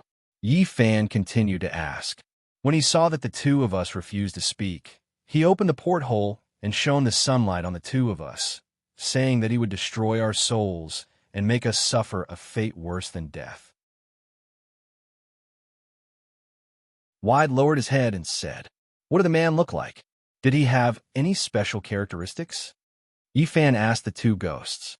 Among the masters under Matsumoto Takeyoshi, there were indeed many who could identify ghosts, but only a few who were proficient in Ghost Dao could trap the two ghosts in one move. These people were Onijiro, Sato Kawakai, Fujita Tsuyoshi, Kamehameha, and the Japanese 5 children under the Phantom King. Among these people, Anamuki Lang was the first to bear the brunt of the attack. He had a close relationship with Yifan, so he would definitely not do such a thing. The second was Fujita Tsuyoshi. On the Heavenly Lake, Yifan had seen this man's temperament. This man was calm and kept a low profile, so this was not his style at all. Then there was Kamehameha. Although this man's skills were outstanding and unfathomable, and his swordsmanship had reached perfection, he was still the oldest among the masters. However, he was the oldest among the group of experts after all. The salt that he had eaten was more than the rice that the others had eaten. It was impossible for an old man with great skills to do such a reckless thing. Moreover, this person had always kept a low profile and had never been in the limelight. Therefore, he had been eliminated by Yifan. There were only 2 groups of masters who fit the style of this matter: Sato Kawakai and the Japanese 5 children. Sato Kawaki was vicious and merciless, and his actions were crazy. A few of the 5 boys of Japan were sinister and cunning, and they were full of tricks. The leader of the 5 boys, Ching Mu Tongji, was even more cunning and narrow-minded. That man is short, like a child with a sword at his waist. Oh, his eyes are completely different from ordinary people. They are green. Wide said to Yifan, "It's him." Akatsuki frowned and said, "This man's characteristics were too obvious." Ching Mu Tong. Yifan narrowed his eyes and clenched his fist so tightly that his knuckles cracked. This despicable man took advantage of his absence in the East Sea and attacked the 2 spirits who followed him. This despicable man deserved to be killed. In a fit of rage, he stood up, shook his robe, and turned around abruptly. Whoosh! The moment he turned around, Yifan turned into a dazzling white light, rushed out of the cabin through the open cabin door, and headed straight for the battleship. Bufonkoen. Before Akatsuki could call out Yifan's name, Yifan had already turned into a white light and rushed to the deck of the battleship. "The 2 of you stay here. Don't go anywhere," Akatsuki said to the 2 spirits anxiously, then turned around and rushed out of the cabin. She tapped the ground with the tip of her toes and headed straight for the battleship. It was obvious that Yifan was going to settle the score with Ching Mu Tong. Akatsuki was not worried that Yifan would not be able to defeat Ching Mu Tong. On the contrary, she was worried that Yifan would kill Ching Mu Tong in a fit of rage. If that happened, things would get out of hand. Ching Mu Tong was the leader of the 5 children in Japan. Once he was killed, the remaining 4 children would not let the matter rest. Putting everything else aside, Ching Kong Iha, who was ranked 5th, was one of the top experts among the experts. Even experts like Onijiro and Kamehameha had to be respectful to this person. Yu Honji thought to herself as she sped up her footwork. On the deck of the battleship, Yifan, who had turned into a white light, rushed to the cabin where Ching Mu Tong was. Whoosh! Yifan stopped and dispersed the white light. He stood at the door with a murderous look on his face. Mr. Yi, were you? On the deck, a few ninjas who were drying the sails happened to pass by. When they saw Yifan standing at the door of Ching Mu Tong's cabin with a murderous look on his face, they immediately asked, "Go away." Yifan stared at the cabin door and said coldly to the ninjas behind him, "Yes, yes." The ninjas shuddered and quickly left. They would rather commit suicide than offend Yifan, who was like a god. This expert who had passed the heavenly tribulation had destroyed the primordial spirits of others with a casual move during the demon slaying conference. He did not even allow them to enter the cycle of reincarnation. They did not want to get into trouble with him. In the cabin, Qing Mu Tong, who was meditating with his legs crossed, heard Yi Fan's voice outside the cabin. He frowned and stood up from the futon. He put on his wooden clogs and put on his cloak. Then he took his green-gray saber from the wall and carefully walked to the cabin door. He put his ear close to the cabin door and listened carefully to the movements outside. However, for Yi Fan, the actions of Qing Mu Tong in the cabin could not escape his eyes at all. In Yi Fan's eyes, a short human figure made of countless green lights was leaning his ear close to the cabin door and listening carefully to the movements outside. It was obvious that this dwarf was the green-eyed boy. Yi Fan thought in his heart and suddenly made a move with his right hand. His 5 fingers slightly bent into a claw and suddenly stretched toward the cabin door. Bang! With wood chips flying, with a muffled sound, Yi Fan's arm instantly penetrated the 1-foot-thick cabin door with a steel plate inside. Qing Mu Tong, who was listening to the movements outside with his butt up, felt his ears vibrate. Then he saw a black-robed arm suddenly appear in front of him. Pa! Before Qing Mu Tong had time to react, Yi Fan's arm instantly turned around and locked Qing Mu Tong's neck. Qing Mu Tong groaned and quickly reached out to break the arm that locked his neck. However, Yi Fan's strength was as high as 500 kilograms. Qing Mu Tong used all his strength but still could not break Yi Fan's fingers open. Outside the cabin door, Akatsuki, who fell from midair, called out to Yi Fan, "Bu Fan Kun." Yi Fan raised his head and glanced at Yu Hongji. Then, he exerted force in his hand and abruptly pulled out the arm that was gripping the green-eyed child's throat. Walala!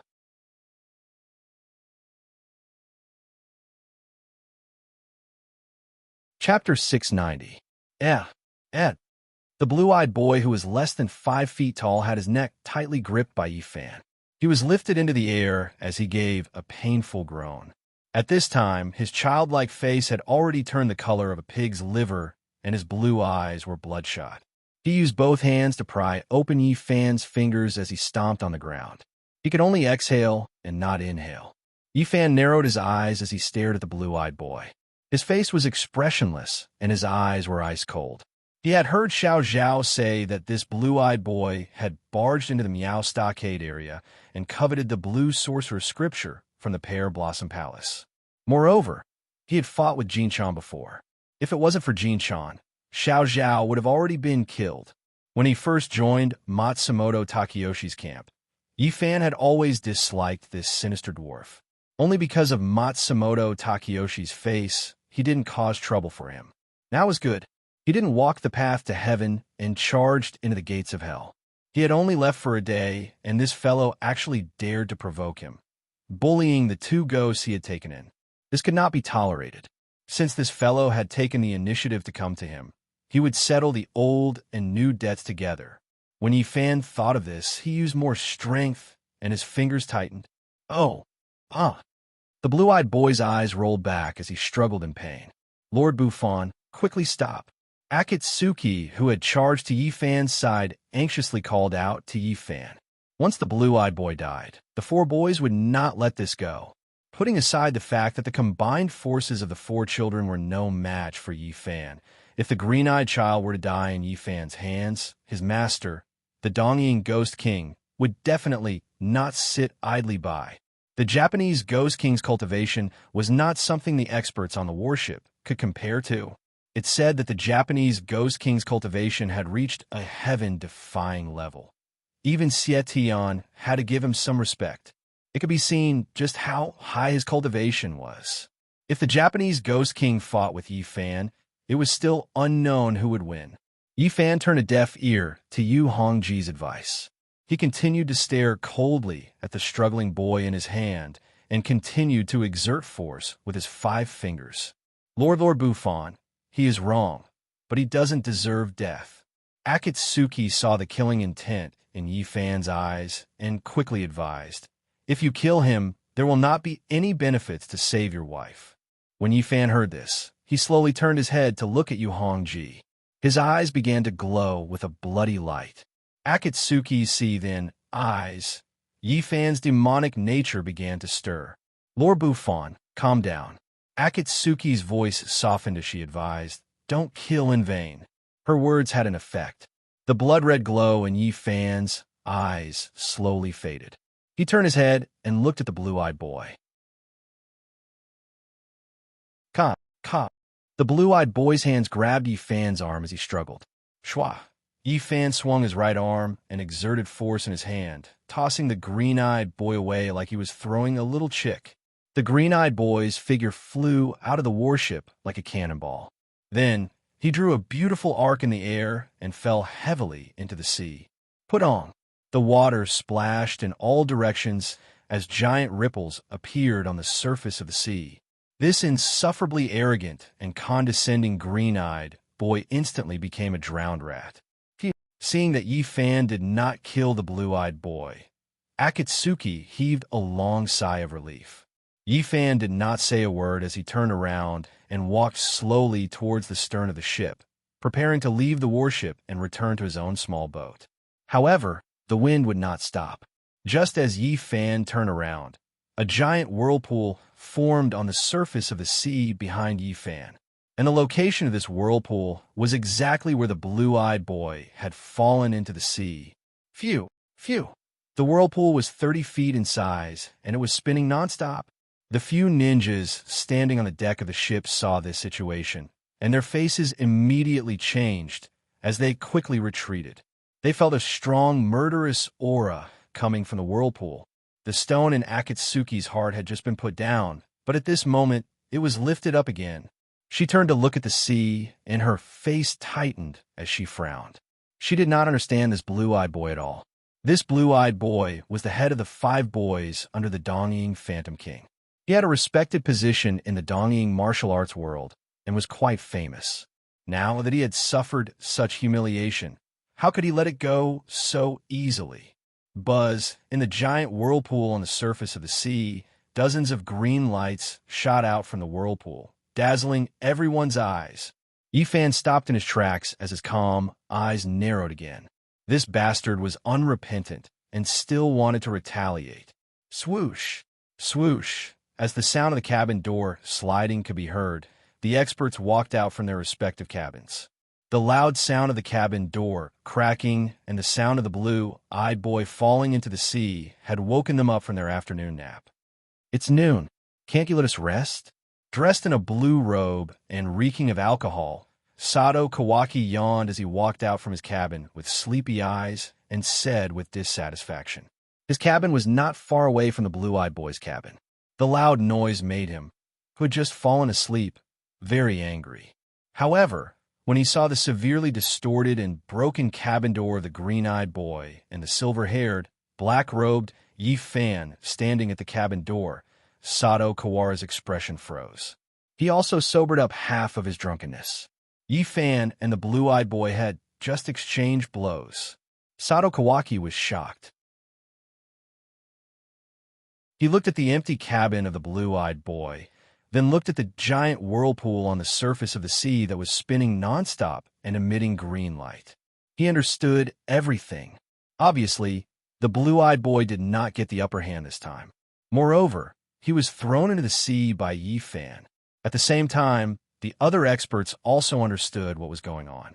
The handsome, black-robed Onijiro had his hands behind his back as he walked slowly to the guardrail of the warship. He looked at the whirlpool in the sea with a smile on his face.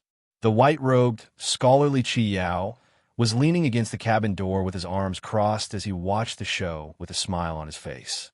He was not in the mood to sleep, so he felt bored and wanted to relieve his boredom.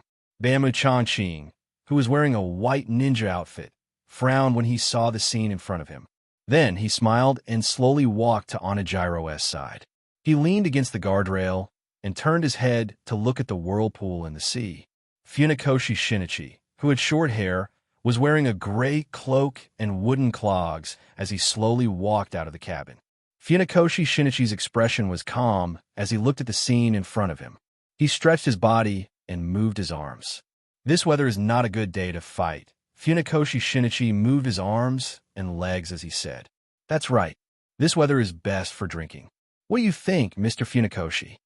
The old Kamehameha stood at the cabin door with a wooden stick as he looked at Funakoshi Shinichi with a smile. Funakoshi Shinichi smiled and did not say anything as he continued to move his arms and legs. Fujita Tsuyoshi, who was wearing a gray robe, slowly walked out of the cabin door with a jug of wine in his hand. Then, he directly sat on a wooden chair and started to drink wine. Yokoyama Yugo, who was wearing a loose kimono, was the last to walk out of the cabin. He looked around at everyone and frowned a few times. Then, he walked back into the cabin and closed the cabin door. Yokoyama Yugo, who was once the personal guard of the emperor, had seen many fights and was not interested in them at all. In his view, a fight between experts was no different from a fight between children. The only difference was that their moves were different. The experts all had different expressions. They were all calm and were waiting to watch a good show. One of them was the leader of the 5 disciples of the Japanese Ghost King, and the other was the Demon King who had passed the heavenly tribulation. They did not want to miss such a good show. Eldest senior brother. When Kano Nagato saw this, he immediately rushed to the guardrail of the battleship and shouted at the huge whirlpool in the middle of the sea that was emitting green light. He was worried about the safety of Green-Eyed Child. Among the 5 disciples, only Green-Eyed Child was on this battleship with him. Sakuraji Haruko, who was ranked 2nd, and Mochizuki Kumi, who was ranked 3rd, had already formed a team and went out to carry out a mission. As for Chinkong Iha, who had the highest cultivation among the 5 disciples, he was also sent out by Matsumoto Takeyoshi alone. Among all the experts, except for Chi Yao, only Chinkong Iha went out alone. Now that 3 of the 5 disciples were missing, Kano Nagato was worried that Green-Eyed Child would be at a disadvantage. However, after seeing the huge whirlpool on the sea, the worried expression on Kano Nagato's face disappeared instantly and was replaced by a mysterious smile. Whoosh, at this moment, the huge whirlpool on the sea had expanded to 5 feet. The bright green light that burst out was also getting brighter and brighter, reaching more than 10 feet high. It was dazzling. Onijiro and Bamu Changqing looked at each other, and their faces became serious. Although Green-Eyed Child was sinister and cunning and greedy by nature, his cultivation was not to be underestimated. This person was able to become the head of the 5 disciples under the Dongying Ghost King, and he was definitely worthy of his reputation. The rest of the experts saw this situation, and their faces became serious. What a strong, murderous aura. The old Kamehameha looked up at the green light and squinted his eyes. Funakoshi Shinichi smiled and put the cloak on his body up, but he didn't say anything. Yoshi, the man in blue, Sato Kawasaki, said with a sly smile on his face. His cultivation method was very similar to that of Green-Eyed Child, and they both combined the path of ghost and blade techniques. So when he saw the light emitted by Green-Eyed Child, he immediately understood the true strength of Green-Eyed Child. Although this guy was small, he was not to be underestimated. This time, Yifan was in for a lot of trouble. Sato Kawasaki thought to himself, and looked at Yifan, who had his back facing him. Yifan, who was wearing a beautiful black robe, stood there expressionlessly with his back facing the green light vortex. His silver hair danced in the wind, and he didn't move at all. Buzz, just when the experts were shocked by the murderous aura of Green-Eyed Child, the green light from the vortex on the surface of the sea suddenly soared up into the sky, forming a huge green light pillar that was more than 5 feet thick. Whoosh! Inside the vortex, the waves were rolling. As the waves rolled violently, Green-Eyed Child, who was wearing a green robe and cloak, floated up slowly and floated more than 6 feet above the sea surface.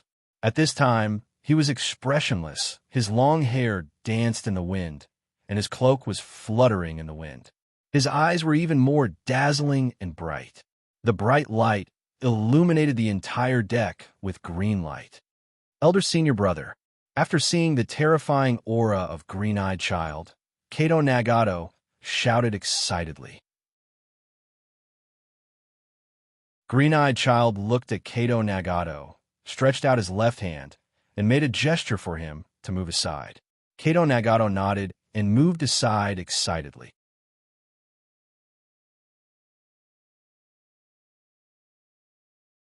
Chapter 691. Clang. Above the sea, the green-eyed boy, who was shrouded in green light, began to draw his sword slowly. Buzz less than an inch after the battle sword was out of the scabbard, countless rays of dazzling green light gushed out from the scabbard. It was extremely dazzling. Green screen sword. Sato Kawasaki's eyes lit up, and he was shocked. It was said that the green-eyed boy had two divine weapons in his hands. One was the Black Wind Sword, which was made by his master, the Japanese Ghost King. The material used for this sword was completely different from other weapons. It was neither gold nor silver, nor copper or iron. Instead, it was refined with extreme in-chi. It was an invisible divine weapon with strong killing intent and overbearing power. The other battle sword was the green screen sword in the green-eyed boy's hand. It was said that the green-eyed boy once obtained a piece of meteorite iron that fell into the sea in ancient times by chance. This piece of meteorite iron had been silent at the bottom of the sea for thousands of years and had absorbed enough spiritual chi of heaven and earth and the essence of the sun and moon. Later, due to the volcanic eruption at the bottom of the sea, this piece of meteorite iron, which was the size of 2 fists and emitted a green light, was washed ashore by the torrent and was obtained by the green-eyed boy who was practicing his sword skills by the sea. After obtaining the rare meteorite iron, the green-eyed boy was overjoyed. Under the guidance of his master, the Japanese Ghost King, he spent nearly 3 years to forge this piece of meteorite iron into a peerless battle sword. It was said that when this saber was produced, the entire saber was shrouded in a layer of dazzling green light. If this saber was swung, there would be a green curtain of light trailing behind the saber. It was brilliant and dazzling. Because this sword had a green light curtain accompanying it, and it was related to the green-eyed boy, it was named the green screen sword. It had the same name as the green-eyed boy, but different characters. Good sword. Bamu Changqing, who was standing next to Onijiro, said after seeing the battle sword in the green-eyed boy's hand. It is indeed a good sword. Onijiro nodded and smiled. After the long sword was unsheathed, the green-eyed boy in the green light column held the sword with one hand and tapped the void with the tip of his foot. His figure disappeared in a flash. Ghostly steps. Onijiro raised his eyebrows and exclaimed at his heart. When he was in Dongying, he had heard from the experts in the spell world that the Dongying Ghost King had once created a peerless movement technique. It was extremely fast like a ghost. It was called the Ghost Steps. This movement technique combined spiritual energy and special techniques. Once it was used, it could be said to come and go without a trace. It was unpredictable and could arrive in the blink of an eye. Now, it seemed that this was not a lie. The blue-eyed boy's astonishing movement technique caused all the experts present to be secretly shocked. This Ghost Steps was indeed like a ghost, drifting and unpredictably. Funakoshi Shinichi squinted his eyes. Kamehameha stroked his long beard. Sato Kawa Akane smiled evilly, and Fujita Takashi put down the wine jug beside his mouth and looked for traces of the green-eyed boy. As the saying goes, the layman enjoys the show while the expert appreciates the skill. Being able to observe the movements and footwork of top-notch experts was extremely beneficial to these top-notch experts. One had to know that in a battle between experts, victory or defeat was often decided in an instant. And in the process of fighting with an enemy, the speed of one's movements would determine the outcome of the battle to a large extent. Whoosh! Just when the experts were amazed by the lightning-fast Ghost Steps, the green-eyed boy's figure suddenly appeared above Yifan's head, less than 10 feet away from Yifan. Swoosh!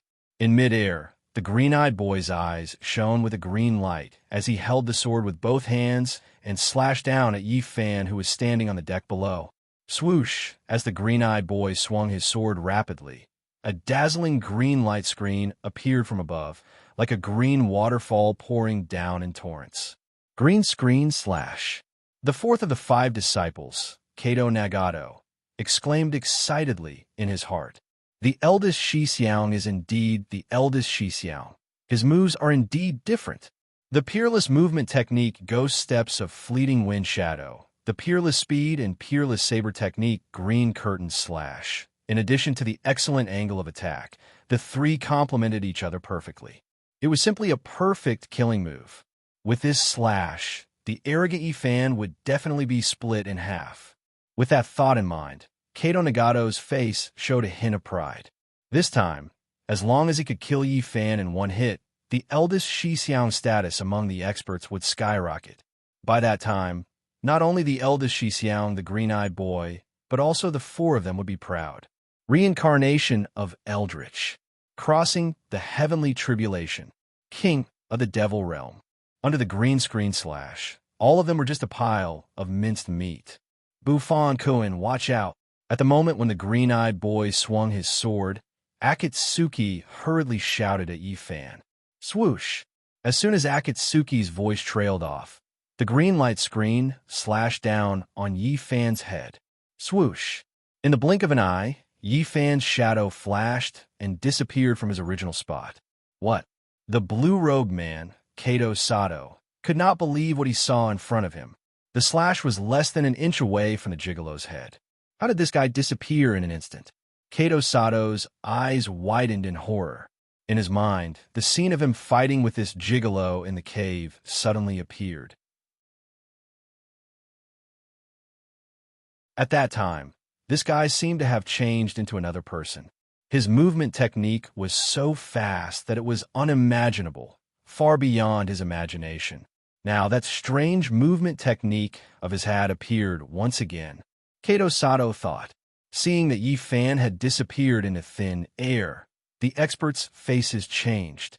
Although the green-eyed boy's ghostly steps was powerful, Yifan's movement technique was even more shocking. Boom! Following a loud noise, the green-eyed boys slashed into the deck, forming a huge crack that was more than 3 feet long and 5 inches wide. Puff! A water curtain gushed out from the huge crack, more than 10 feet tall. The green-eyed boy's slash had penetrated the warship in an instant, causing the seawater to pour in. In midair, the green-eyed boy, whose robes were fluttering, held the saber in his hand. His eyes were flashing with green light as he focused on searching for Yifan's trace. At this time, he was frowning, his face full of shock. If he had not seen it with his own eyes, he would not have believed that his ghostly steps and green screen slash, which he was so proud of, could be avoided so easily. It was said that this guy had been reborn in the demon slaying conference. He was in the limelight and defeated all the experts. Now, it seemed that the rumors were not groundless. The green-eyed boy thought as he held the green screen slash in front of him. He used all his senses to search for Yifan, who had disappeared into thin air. However, at this time, Yifan seemed to have disappeared into thin air. No matter how hard he searched, he could not find him. At this time, not only the green-eyed boy, but all the experts on the deck also looked up and looked around. Each of them tried their best to search for Yifan's trace. Onijiro had a smirk on his face as he lowered his head and did not say anything. Funakoshi Shinichi curled his lips and kept a secret. Kamehameha looked up at the void and narrowed his eyes. Chiao, who was dressed in white, put her hands behind her back and walked slowly to the deck of the ship. She looked at the sky with a smile. Fujita Takashi's face was solemn. He raised his eyebrows and looked up, searching the airspace above. In terms of eyesight, Fujita Takashi was the best among all the experts. His eyesight was not limited to the yin-yang eyes. If his eyesight was used to the extreme, he could even see the grass and trees 100 miles away. Suddenly, Fujita Takashi's face changed greatly.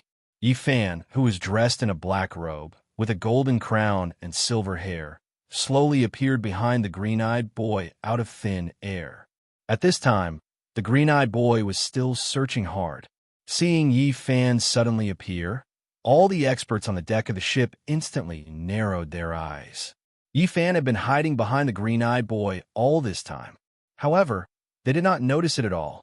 What kind of cultivation did he have to be to do that? They guessed correctly. Yifan had already appeared behind the green-eyed boy the moment he disappeared from the deck of the ship. He used the power of the heavenly demon to hide his figure and completely hid his aura. He quietly looked at the green-eyed boy who had his back facing him. Green-eyed boy, that's all there is to it. Yi Fan, who was floating behind the green-eyed boy, said softly.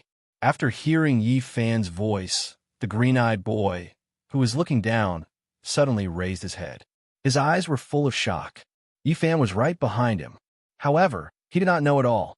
When the green-eyed boy thought of this, he suddenly felt a chill down his spine, and his hair stood on end. The green-eyed boy was indeed the leader of the 5 boys.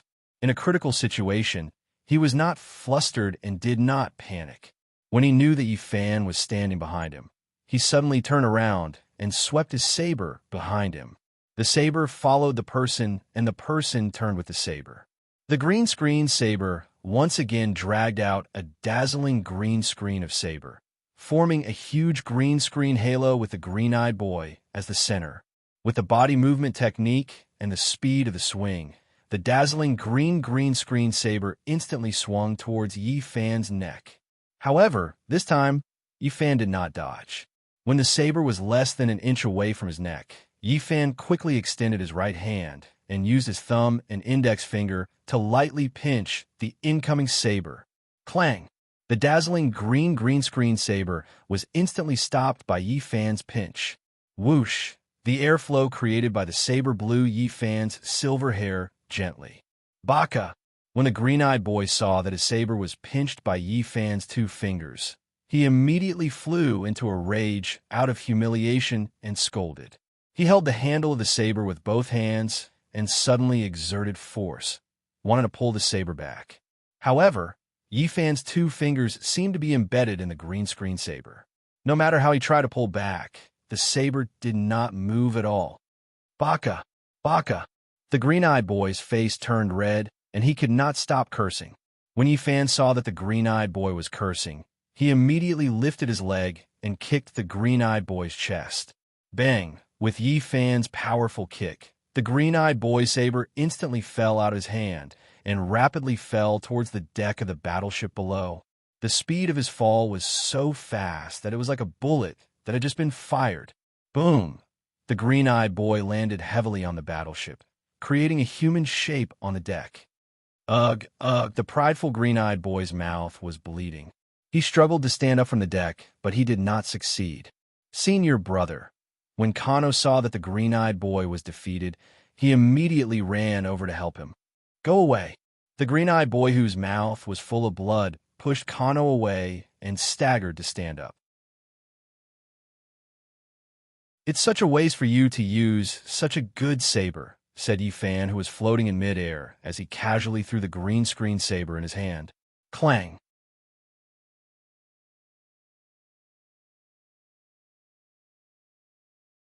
Chapter 692. Baka! Baka! The staggering green-eyed boy roared as he pulled out the green screen saber that was stabbed into the ground beside him. He held the blade with both hands, twisted his body, and quickly pulled it up towards Yi Fan. Swish! Swish! The green-eyed boy flew into a rage out of humiliation and waved his blade twice. 2 dazzling green saber arcs were rapidly released from the green screen saber and instantly formed a cross. As they rotated, they charged towards Yi Fan, who was in midair. Its speed was as fast as lightning. Cha! The huge blade arced toward the air apart and let out a sharp whistling sound. Seeing that the green-eyed boy did not know how to retreat, Yi Fan, who was floating in midair, squinted his eyes and said coldly, overestimating yourself and asking for humiliation. Facing the whistling cross-shaped blade arc, Yi Fan did something that made all the experts speechless. His body moved and his shadow swayed. Instead of retreating, he moved forward and activated his exceptional movement technique and fell towards the direction of the cross-shaped blade arc. At the same time, Yi Fan stretched out one leg and kicked the cross-shaped blade arc at high speed. Swish! Yi Fan's falling speed was so fast that a white conical cheese shield formed at the tip of his feet and let out an extremely sharp sound. The scene in front of them caused all the experts' faces to change. According to their predictions, Yi Fan would use 2 methods to deal with the green-eyed boy's cross-shaped blade arc. The first method was to rely on his incomparably exquisite and strange body movement to directly dodge the green-eyed boy's cross-shaped blade arcs and avoid its sharpness. The second method was to use his incomparably profound spiritual energy to disperse the cross-shaped blade arcs and destroy them. They never thought that Yi Fan would retreat instead of advancing, and directly use his body to pounce on the green-eyed boy's blade aura. This was simply a suicidal way of fighting. The green-eyed boy's blade aura was so sharp that it could even cut through such a huge and sturdy warship like Tofu, let alone a body. This young man was too arrogant. No, not arrogant, but evil to the bone. All the experts were shocked. Bufan Kuan, be careful. When she saw that Yi Fan did not use his most proficient movement technique and spirit energy, but instead fought with his physical body, Akatsuki, who was on the deck, shouted anxiously. Yi Fan, who was descending from the sky at high speed, was expressionless. His eyes were cold, and his silver hair, which was tied up with a golden crown, shot up high. Then he came crashing down like Mount Tai. The speculations of the experts were not wrong. He could indeed rely on his impressive spiritual power and unparalleled movement to easily avoid the green-eyed boy's cross-shaped blade arc, but he did not do so. He wanted to take advantage of the fact that almost all the masters were gathered on the deck to convince everyone of his strength, including Qi Yao. The reason why Yi Fan had done this was not because he wanted to show off how powerful he was or how powerful his cultivation was. Instead, he wanted to use this incident as a warning to those who were hostile towards him. Whoever dared to provoke him or hurt the people he cared about would have to pay a painful price for it. This time, he was going to make an example out of them. And this blue-eyed boy was that chicken waiting to be slaughtered. Today, even if he did not kill the blue-eyed boy, he wanted to severely injure him and make him remember. Yi Fan thought in his heart. His gaze turned cold, and he increased the strength of his leg by 30%. In the blink of an eye, the huge cross-shaped blade arc, which was spinning nonstop, collided with Yi Fan, who was descending from the sky. Hong! A loud sound was heard. The green light splashed, and the airwaves dispersed. The sharp cross-shaped blade arc was instantly crushed by Yi Fan's single foot, turning into bits of green light fragments and dissipating. The blue-eyed boy's expression froze. There was always someone better than you. At this moment, he finally understood the true meaning of these 8 words. He had thought that he could not defeat Yi Fan because his movement technique was not as good as the other party, and his own blade art was still feared by the other party. But now, it seemed that he had thought too much. The blade art that he was so proud of and relied on to become famous was actually crushed by the other party's physical body. The difference in cultivation between him and Yi Fan was not just a little bit. When the experts on the deck saw this, they first opened their eyes wide, and then they all fell silent. The smile on Onijiro's face disappeared instantly. Bamu Chanqing's face turned solemn. Kamehameha started to frown, and Shinichi Funakoshi started to squint his eyes. The man in blue, Takeshi Fujita, was stunned, as if he was in a dream. Takeshi Fujita, who was holding the wine pot, was shocked, and his face changed greatly. Keo Nagato, one of the 5 children, was so shocked that his mouth was half open, and he was tongue-tied. Qi Yao, who was dressed in white, looked up and gasped, and the smile on his face disappeared. Even though this 3-inch tall green-eyed boy was extremely arrogant and condescending, his movement technique and blade technique were not to be trifled with. Yi Fan had used his physical body to crush his blade arc in an instant. This was rather unexpected for him. Yi Fan's goal of shocking the experts could be said to have been achieved. Swoosh! After crushing the blue-eyed boy's blade arc, Yi Fan did not change his movement technique, nor did he reduce his speed. Instead, he quickly stepped on the blue-eyed boy who was stunned on the deck. He wanted to leave a painful scene in the blue-eyed boy's memory, and he wanted to leave a mark on his body to warn the others. If the blue-eyed boy was stepped on, he would be skinned alive even if he did not die. Elder Shixiao, Ko Nagato shouted as he used his movement technique to rush toward the blue-eyed boy. He wanted to save his elder Shixiao. A white shadow flew up and went straight toward the blue-eyed boy. However, as the saying goes, don't be afraid of not knowing what's good, but being afraid of comparing. Compared to the ordinary experts, Ko Nagato's movement technique was as fast as a shadow, and he came and went like the wind. However, compared to Yifan's movement technique, he was like a toddler, and he was as slow as an old bull. When he was less than a foot away, Yifan had already landed on the ground, and his feet were less than 3 feet away from the blue-eyed boy. Elder Shixiao. Ko Nagato screamed in pain when he saw this.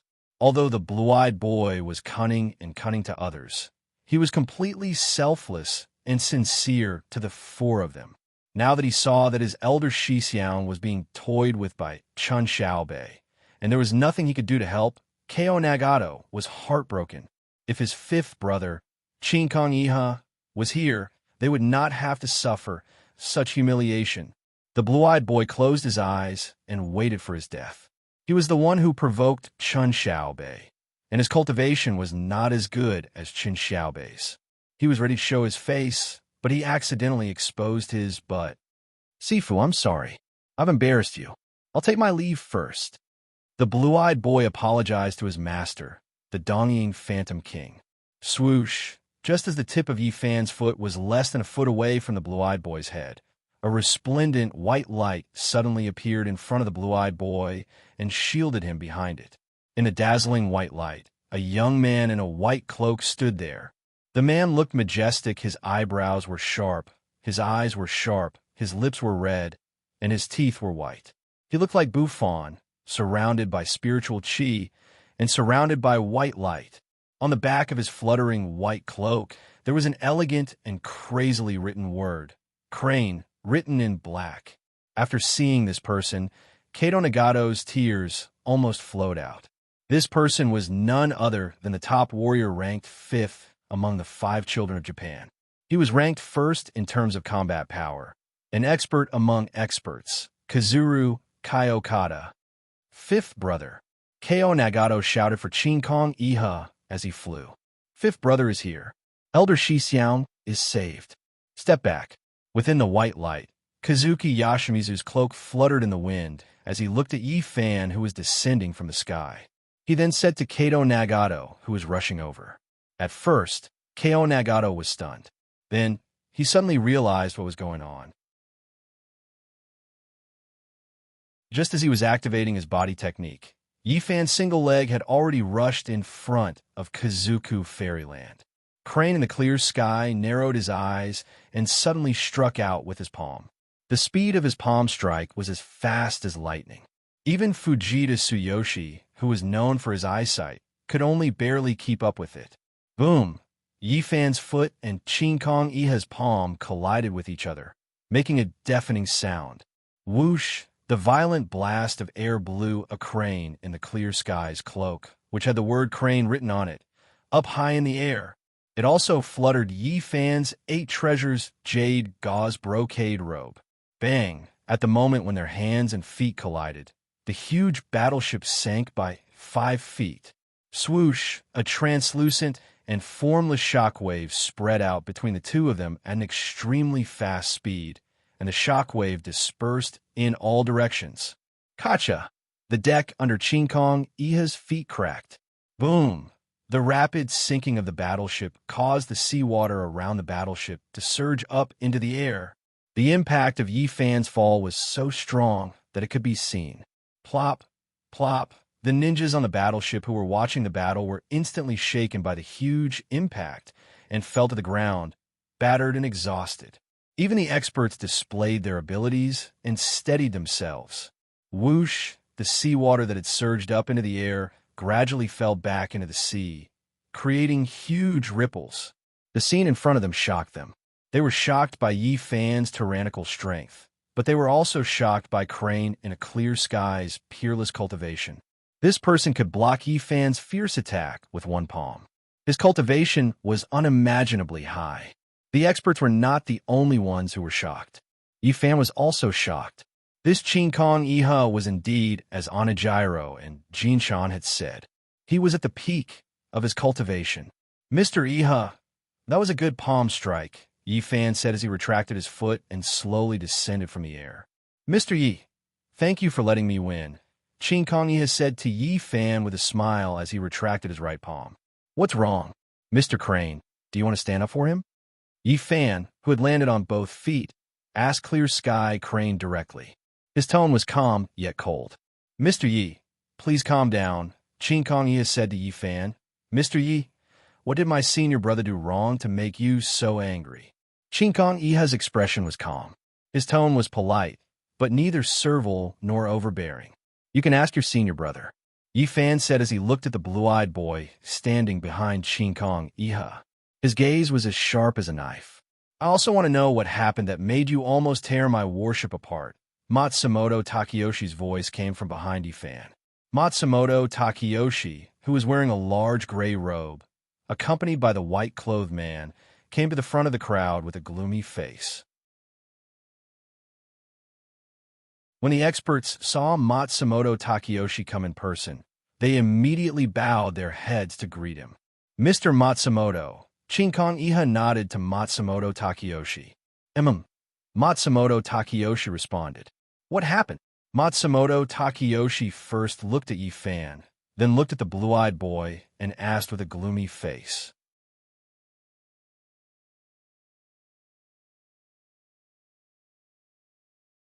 Chapter 693. Mr. Matsumoto, this Yi Fan attacked my big brother just because of his cultivation. Mr. Matsumoto, please investigate this matter. Seeing the change in the green-eyed boy's expression, the fourth disciple, Kato Nagato, cupped his hands and complained to Matsumoto Takayoshi. In fact, he knew very well why Yi Fan attacked the green-eyed boy.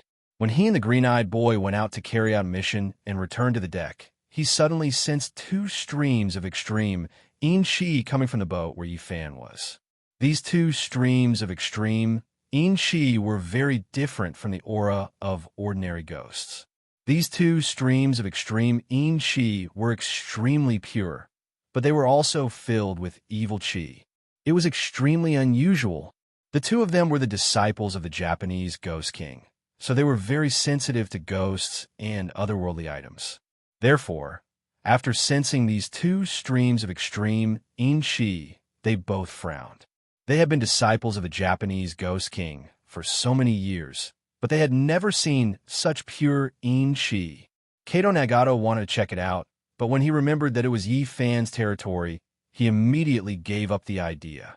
Although he sensed that Yi Fan was not in the boat, he still knew about Yi Fan's style and cultivation. The tragic scene when Yi Fan killed Nobita Renkawa was still vivid in his mind. It was rumored that this person had already passed the heavenly tribulation during the demon-slaying conference. He had undergone the nirvana of the phoenix and was reborn from the flames. He had been reborn, and his cultivation was no longer what it used to be. Under such circumstances, even if he was given a few more guts, he would not dare to set his sights on Yi Fan. He did not want to touch this bad luck, nor did he dare to touch it. However, the green-eyed boy did not think so. As for Yi Fan's position among the experts, he had always harbored a grudge and hatred in his heart. Matsumoto Takayoshi's attitude toward Yi Fan could be said to be very polite and respectful. He even said in front of the masters that he was like a tiger that had grown wings and a dragon that had obtained a pearl. However, he did not care about the leader of the 5 disciples at all. His attitude was normal, and he did not have the slightest intention of using him. He felt indignant towards Matsumoto Takayoshi for having eyes, but failing to see. At the same time, he felt that the heavens were unfair to him for not being recognized for his talent. He was even more resentful towards Yi Fan's arrogant attitude. Therefore, when he sensed that Yi Fan was not in the East Sea and that there was an extreme in-chi ghost on the boat, the green-eyed boy felt that his chance had come. He wanted to take this opportunity to warn Yi Fan not to be so arrogant in the future. After making up his mind, Green-Eyed Boy ignored Nagato and Kano's persuasion and went straight to Yi Fan's sleeping cabin and attacked the two ghosts Zhang and Wei. In fact, for the two ghosts, the green-eyed boy did not need to guess to know that they were Yi Fan's people. Yi Fan's spiritual qi cultivation was extremely high, and he had the Leaf Fire Divine weapon. His yang qi was extremely strong. Unless the ghosts were tired of living, they would not dare to approach him easily. After a fruitless interrogation, the green-eyed boy, who was known for his ruthlessness, thought of a way to torture the two ghosts. He first tied the two ghosts to the pillar with the Een binding technique, and then used the Een suppression talisman to suppress their life ghost spirits. Finally, he opened the porthole and guided the sunlight into the cabin to shine on the two ghosts. The purpose was to make their ghost spirits dissipate and die. The reason why the green-eyed boy dared to do this was naturally after careful reasoning. He learned from the battleship ninja that Yi Fan and Akatsuki had gone out, and they had just left. As for Yi Fan's travel habits, Green-Eyed Boy was well aware of them. Every time Yi Fan went out, it would take at least 2 or 3 days, and at most 7 or 8 days. This trip would not be short, and the two ghosts were restrained by the Een binding technique and the Een suppression talisman. Coupled with the scorching sun, they could not last for more than half a day. In other words, before Yi Fan returned, the two ghosts would have already dissipated and turned into nothingness. At that time, even if Yi Fan wanted to know who did it, he would have no clue and no way to investigate. Among all the masters, the green-eyed boy was not the only one who knew the ghost path technique. However, as the saying goes, there is no story without coincidence. This time, Yi Fan happened to rush back in less than half a day and save the two ghosts when they were about to dissipate. The green-eyed boy had calculated everything, but in the end, he still calculated himself. Is that so, green-eyed boy? After listening to Kato Nagato's words, Matsumoto Takeyoshi stared into the eyes of the green-eyed boy and asked calmly. Matsumoto Takeyoshi did not believe a word of what Kato Nagato said. Indeed, Yi Fan had an unruly nature and did things his own way. However, he was a person with strong principles. Although this person's cultivation was heaven-defying, he had never used his strength to bully the weak. This could be seen from the fact that he saved the ninjas on the warship.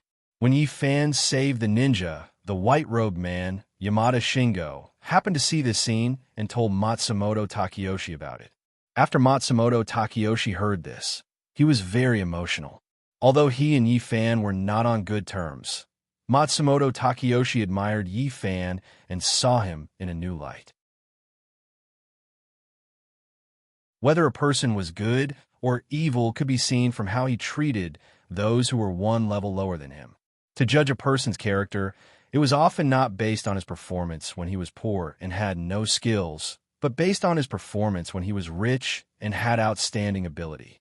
Some people were kind, modest, and courteous when they were poor and had no skills to rely on. However, when they had a new lease of life and were able to cover the sky with one hand, they would show their true colors. They would be respectful and condescending, and would act like a vile person. The reason was that they were different on the surface and the inside. In this world, there are not many people who could maintain their true colors, be the same on the surface, and not be moved by external things. It could be said that it was very difficult to find in the world, and it could be said that it was very rare. And Yi Fan was one of them. This person had a lot of money, but he was never arrogant and domineering. He had a lot of skills, but he never bullied the weak. It was rare and precious to be able to do this. On the other hand, Green-Eyed Boy was a narrow-minded person. As the leader of the 5 children of Japan, he was very capable, but he was very jealous and arrogant. He could not tolerate others being above him. It was also because of this that Matsumoto Takeyoshi had always been indifferent to Green-Eyed Boy. Today's matter clearly showed that Green-Eyed Boy had offended Yi Fan, and Yi Fan had to teach him a lesson. However, although Matsumoto Takeyoshi knew that Green-Eyed Boy was at fault, he wanted to hear his explanation. The reason was very simple. He wanted to see how Green-Eyed Boy would explain. If Green-Eyed Boy told him the truth, he might put him in an important position and entrust him with important tasks. If Green-Eyed Boy hid something from him, or even made up nonsense and slandered him, Then he would chase him back to Japan and never use him again. For a person who lied to his master, the more capable he was, the more dangerous he was. For such a person, it was better to have nothing than to have something substandard. Mr. Matsumoto, can I explain this matter to you alone? Green-eyed boy, whose expression was uncertain, asked Matsumoto Takeyoshi. He was a person who cared about his reputation. He did not dare to lie to Matsumoto Takeyoshi, nor did he want to admit his mistake in public. That was why he came up with this plan. Say it here, Matsumoto Takeyoshi, who was good at reading people, saw through Green-eyed boy's thoughts and said with a sullen face, "This." Green-eyed boy did not expect Matsumoto Takeyoshi to reject his request. As the saying goes, even if you don't give the monk face, you have to give the Buddha face. He thought that, as the eldest disciple of the Japanese ghost king, even if Matsumoto Takeyoshi did not give him face, he would give the Japanese ghost king a way out. However, he was wrong. The reason why Matsumoto Takeyoshi asked him to tell the truth in public was to give him a chance. Mr. Matsumoto, this matter was my fault first. Green-eyed boy hesitated for a moment and told the truth to Matsumoto Takeyoshi. Since Ifan knew that he was the instigator, it proved that the two ghosts were not dead. If he lied now, it would be like burying his head in the sand. After Matsumoto Takeyoshi heard this, his expression was calm, and he did not speak. Green-eyed boy was honest and did not lie to him. How is it, Mr. Ichikaku? I did not wrong your eldest disciple, right? Ifan looked up at Shinkong Iha and asked calmly. Shinkong Iha turned around and glanced at Green-eyed boy standing behind him. He frowned slightly. The truth could not be clearer. His eldest disciple, Green-eyed boy, did make a mistake, so Yi Fan taught him a lesson. Mr. Yi, my eldest disciple has offended you. I apologize to you on his behalf. Shinkong Iha turned around to face Yi Fan and bowed to Yi Fan as he spoke. He almost killed the two ghosts that I took in. What? Mr. Ichikaku wants to settle this matter with a bow. Yi Fan raised his eyebrows and asked Shinkong Iha. If he had not returned in time, the two ghosts would have turned into ashes by now. If he did not give an explanation, he would not be able to explain it to the two ghosts. After Shinkong Iha heard this, he slowly straightened up. He looked sideways at Green-eyed boy, who lowered his head and did not speak, then turned his head to look at Yi Fan with a cold expression. He slowly stretched out his right palm. Buzz, countless rays of dazzling white light shot out from Shinkong Iha's palm. Seeing this, Yi Fan narrowed his eyes and became alert. The two palms behind his back slowly clenched into fists. Shinkong Iha's ability was not something that Green-eyed boy could compare to. He had to take this seriously. However, just as Yi Fan was waiting for Shinkong Iha to make his move, the next scene instantly made his pupils contract. He saw Shinkong Iha turn his right palm, which was glowing with white light, towards himself in an instant. Then, he suddenly slammed it toward his own chest. The speed was so fast that it was like lightning. Pa, following a deafening sound, Shinkong Iha's palm slammed heavily onto his own chest. Puffed. A mouthful of blood spurted out from Shinkong Iha's mouth. Blood splattered everywhere. This scene instantly made everyone present dumbfounded. Matsumoto Takeyoshi's eyes were wide open. Shingo Yamada's eyes were filled with shock. Chiyao's brows were tightly knitted together. Onijiro's brows raised slightly. Funakoshi Shinichi's expression was solemn, and he kept shaking his head. The rest of the elites were even more shocked and were stunned on the spot. They did not expect Shinkong Iha to use such a method to apologize to Green-eyed boy. For a moment, the battleship was dead silent. Only the sound of water gushing out from the cracks on the deck could be heard. Fifth brother, Green-eyed boy shouted and reached out to support Shinkong Iha, who was staggering. Fifth brother, Kato Nagato, also rushed over to support Shinkong Iha. Shinkong Iha's face was pale, and he reached out to push the two of them away. He then raised his head and looked at Yi Fan, his eyes calm and determined. Mr. Yi, are you satisfied with this slap? Shinkong Iha, who was bleeding from the corner of his mouth?" asked Yifan. Yifan frowned and looked at Qin Kong Iha. His eyes were filled with shock, and he did not answer. "If you're not satisfied, I will give you another slap," Qin Kong Iha said, and gathered his strength again. Buzz, the bright white light appeared again, and Qin Kong Iha raised his hand again and slapped himself. Swoosh! When Qin Kong Iha's hand was less than 3 inches away from his chest, Yifan used his ultimate movement skill, and a white shadow suddenly appeared in front of Qin Kong Iha, as fast as lightning. Slap! Yifan reached out and grabbed Qin Kong Iha's wrist. Qin Kong Iha's hand stopped. "I will not pursue this matter anymore," Yifan said, staring at Qin Kong Iha's eyes. "Thank you, Mr. Yi," Qin Kong Iha said calmly with a pale face. "You are very lucky to have a good younger brother." Yifan looked at Qing Mutoshi and said as he released Qin Kong Iha's wrist. Qing Mutoshi looked down and did not say a word. Whoosh! After Yifan finished speaking, he slowly turned around and disappeared into thin air. Akatsuki, who was holding Baihu in her arms, nodded politely to Matsumoto Takeyoshi and then used her movement skill, tiptoed on the deck of the ship, and rushed toward Yifan's ship. "Take Ikaka-san to my medical cabin immediately," and Matsumoto Takeyoshi ordered the stunned ninjas around him. "Repair the ship as soon as possible." Yes. The ninjas came back to their senses, kneeled on one knee, and answered with their heads bowed. "Qing Mutoshi, please come to my cabin for a moment," Matsumoto Takeyoshi said, and slowly turned around and walked toward the berth cabin.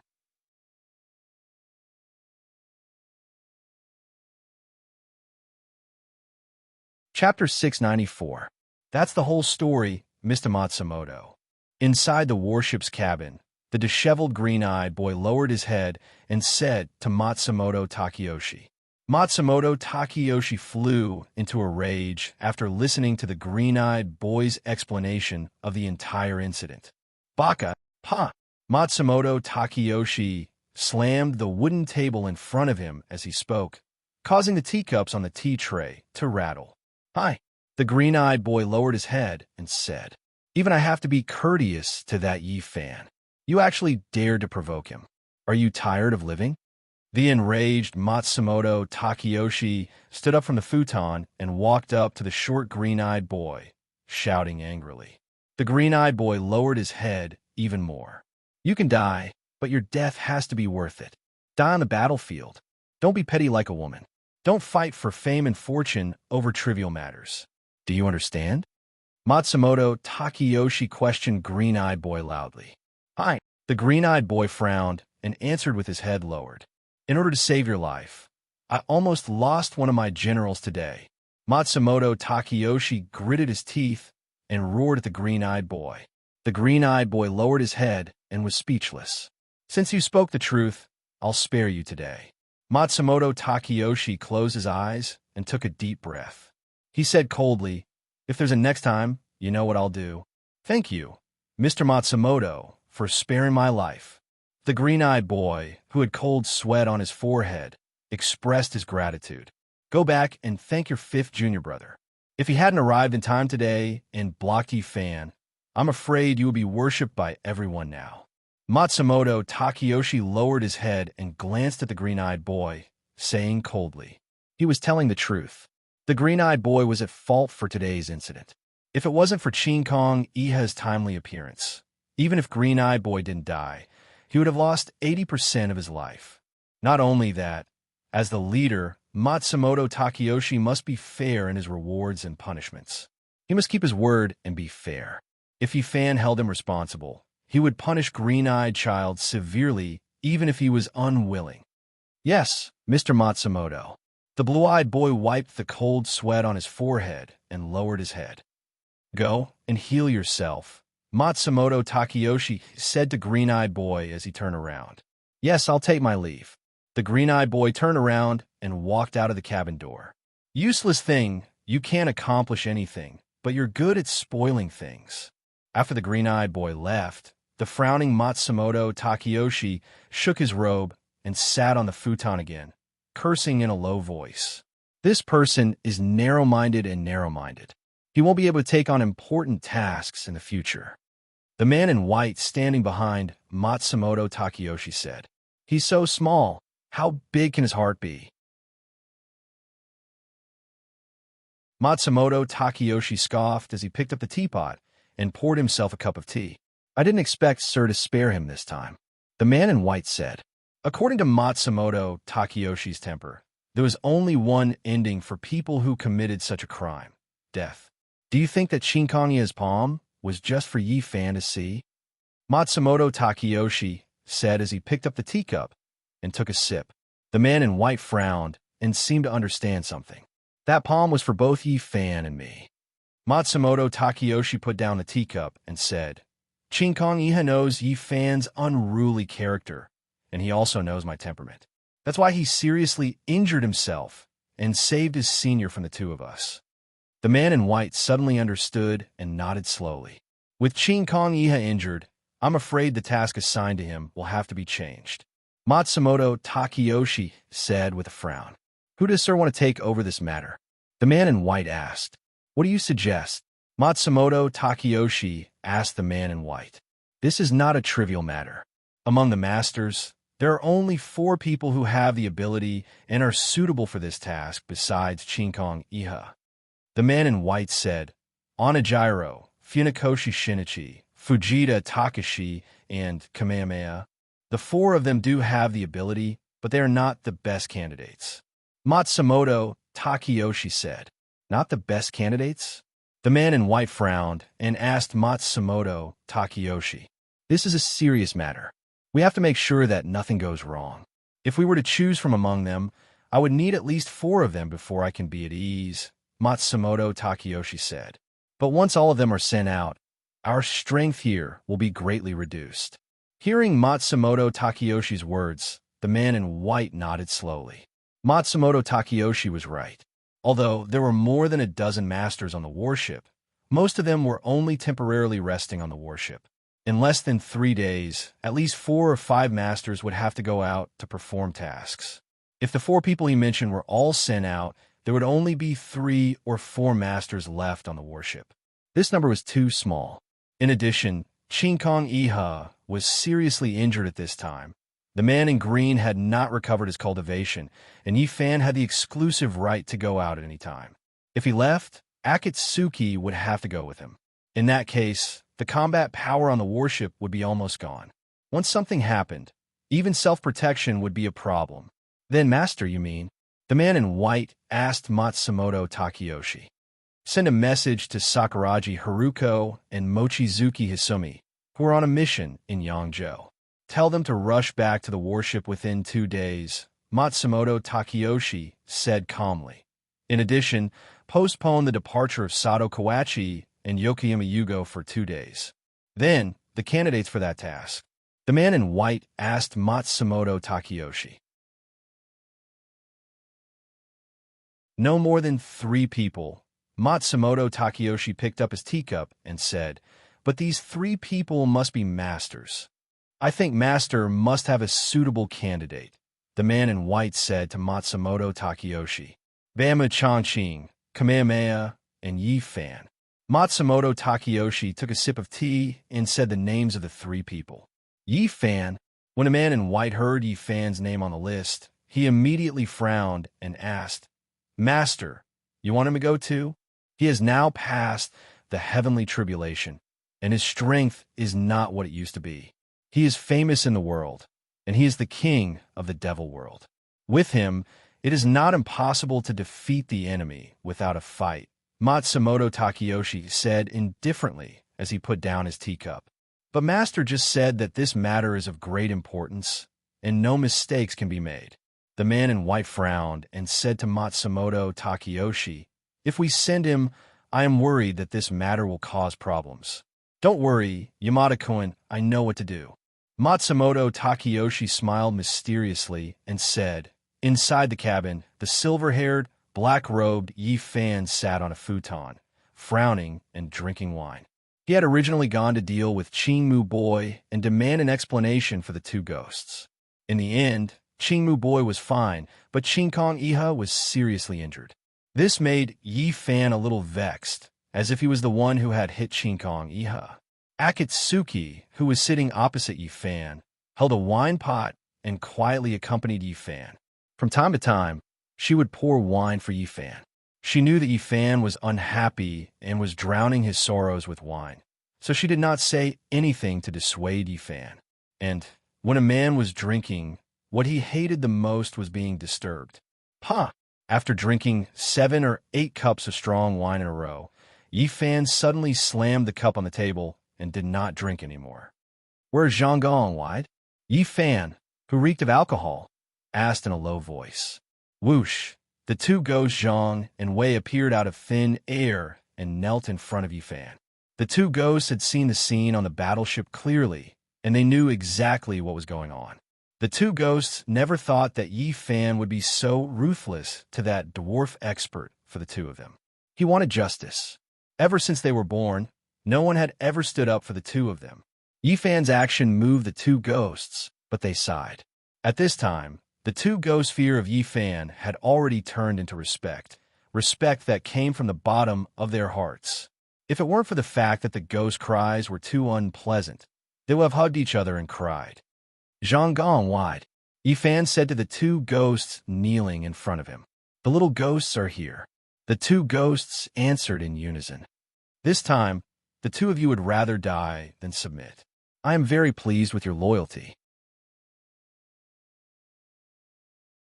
Yi Fan said to the two ghosts, "In order to show your merit, today I will pass on the two of you the Een ghost spirit. With this spirit, the two of you can become ghost heroes. You can go from the netherworld to the underworld, Een and Yang, unobstructed. No one will be able to bully you."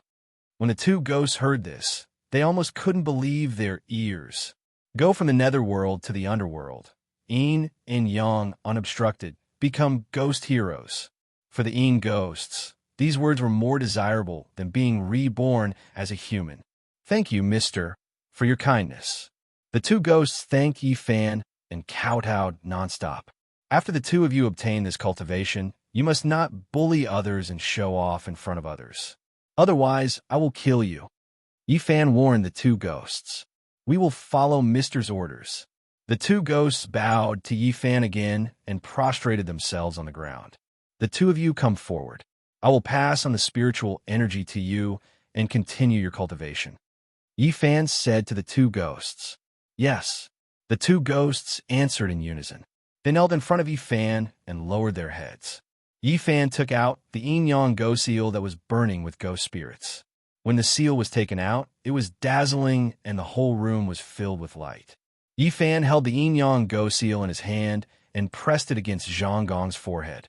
Buzz! The moment the ghost seal touched Zhang Gong's forehead, it instantly shone and dazzled everyone's eyes. Chi! Countless rays of dazzling black light crazily entered Zhang Gong's forehead from between his eyebrows. Zhang Gong's body was instantly enveloped by a layer of dazzling black light. Spiritual energy rose. After a while, Yi Fan moved the ghost seal away from Zhang Gong's forehead. On Zhang Gong's forehead, there was an ancient seal character Een. The bottom of the ghost seal was carved with the 4 ancient seal characters Yin Yang ghost seal. Yi Fan had imprinted the first word, Een, on Zhang Gong. At this time, Zhang Gong had obtained the overbearing spiritual energy from the Yin Yang ghost seal. His spiritual energy had increased tremendously, and he had been reborn. Yi Fan smiled and turned the ghost seal around and pressed it against Wide's forehead. The black light appeared again, and the spiritual energy rose again. Threads of black light instantly entered Wide's forehead. The ancient seal character Yang appeared on Wide's forehead.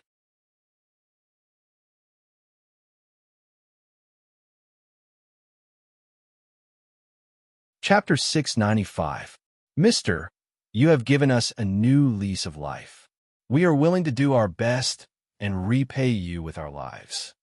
Zhang Wei and Zhang Wei cried tears of joy when they saw that their cultivation had skyrocketed and that their new ghost bodies were surrounded by spiritual energy. The two ghosts, Een and Yang, prostrated themselves in front of Yi Fan. Now that the two of them had become ghost warriors, they could be said to have been reborn. Their previous bodies of evil ghosts could no longer be compared to them. From now on, the two of them would be humans and ghosts if they wanted to be ghosts.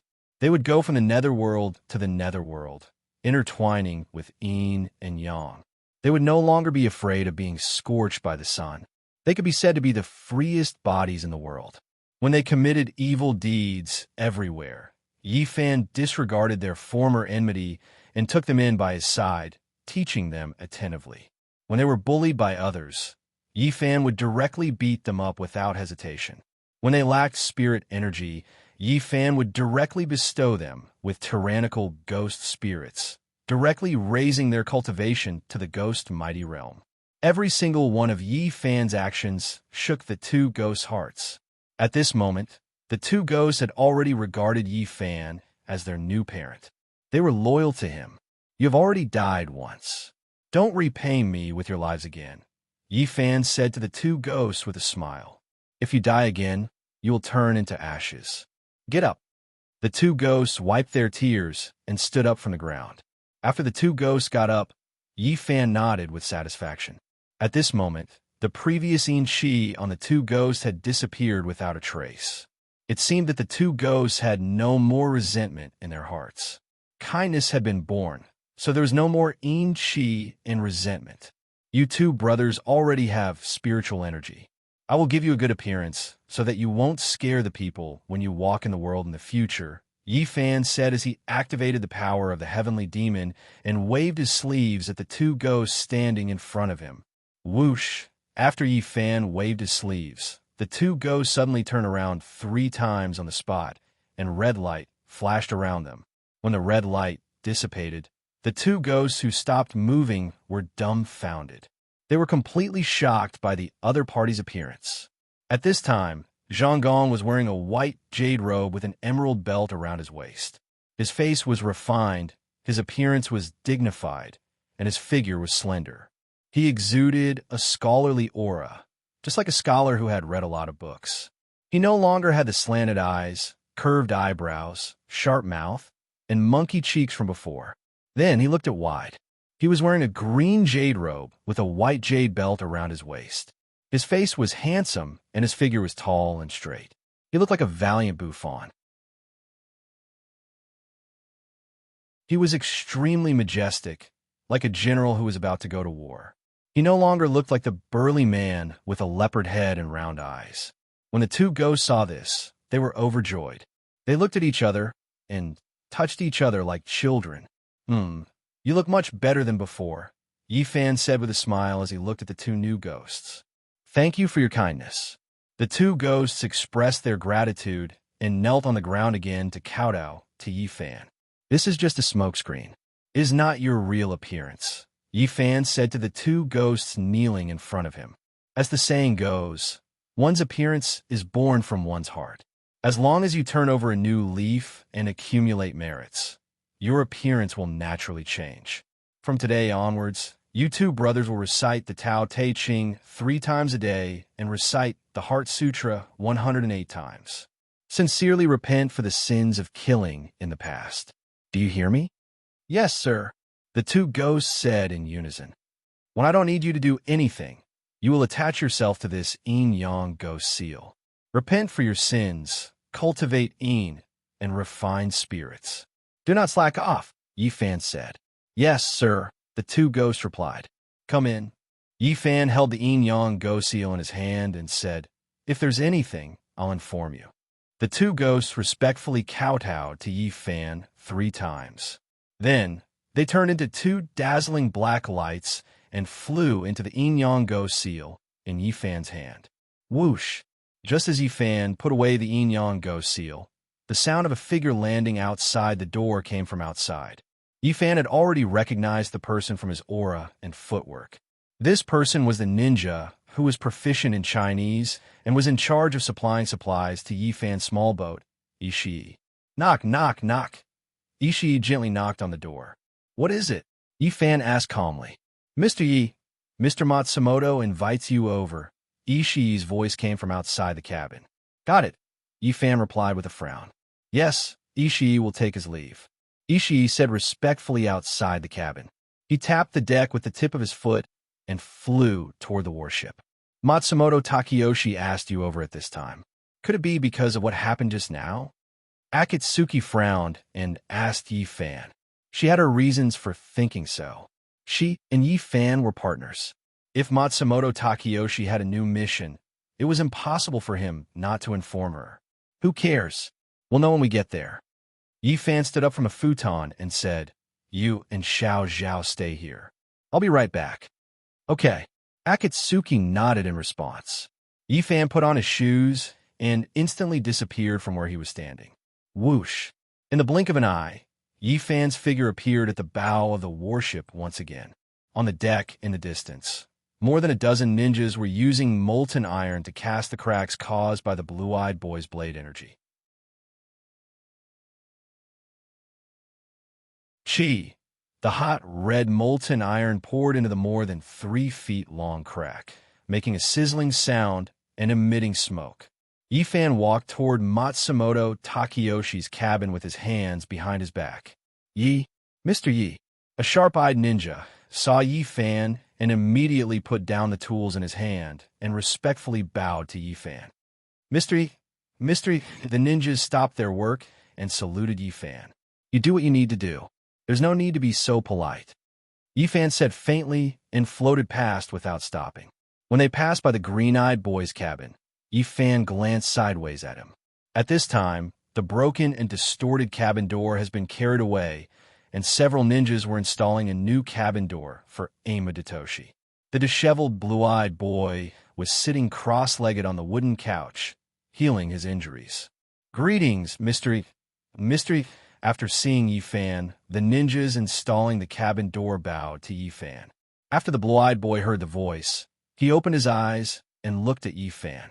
His eyes were burning with anger, but he was ashamed and angry. Make the blue-eyed boy's cabin door sturdier and add a few more layers of steel plates. Otherwise, the blue-eyed boy won't be able to sleep well. Yi Fan looked at the blue-eyed boy with a sneer and said to the ninjas, Yes, yes. The ninjas stood there with embarrassed expressions and bowed their heads. Even a fool could tell that Yi Fan was mocking the blue-eyed boy. The blue-eyed boy was so angry that his chest heaved up and down. His face was pale, and his fists were clenched so tightly that they made cracking sounds. Umph! Yi Fan sneered and walked away. Bah! Ga! The blue-eyed boy squeezed out 2 words from between his teeth. Yi Fan soon arrived outside Matsumoto Takeyoshi's cabin door. Seeing Yi Fan coming, the 2 gatekeepers bowed to Yi Fan respectfully and reached out to slide the cabin door open. Yi Fan took a step forward and entered. Inside the spacious and comfortable cabin, Matsumoto Takeyoshi was sitting on a futon with a smile on his face, drinking tea quietly. The man in white stood behind Matsumoto Takeyoshi with his eyes closed and a calm expression. On both sides of Matsumoto Takeyoshi, there were 3 exquisite wooden tables. On the wooden tables, there were a few dishes and a pot of sake. There were already people sitting on the inside of 2 of the wooden tables. Bama Changqing, who was tall and handsome in a white ninja suit, and Kamehameha, who was wearing a gray robe, looked old and wrinkled. Seeing the 2 of them, Yi Fan, who was bending over to enter the cabin, frowned. It seemed that Matsumoto Takeyoshi was not looking for him alone. Voila! The cabin door behind Yi Fan slowly closed. Buffon-Cohen, come, please sit, we've been waiting for you. Matsumoto Takeyoshi saw Yi Fan come in and quickly invited Yi Fan to take a seat. Yi Fan did not stand on ceremony and went directly to the empty wooden table. He shook his robe and sat down. He glanced at Bama Changqing, who was sitting not far from him, and then looked at Kamehameha, who was sitting opposite him. The 2 of them nodded slightly to him as a greeting. Yi Fan nodded back. I invited the 3 of you here today because I have an important task for the 3 of you. Matsumoto Takeyoshi went straight to the point and said, Because this matter is of great importance, Matsumoto thought about it and felt that this matter should be handled by the 3 of you personally. Therefore, I set up a banquet and invited the 3 of you to discuss it.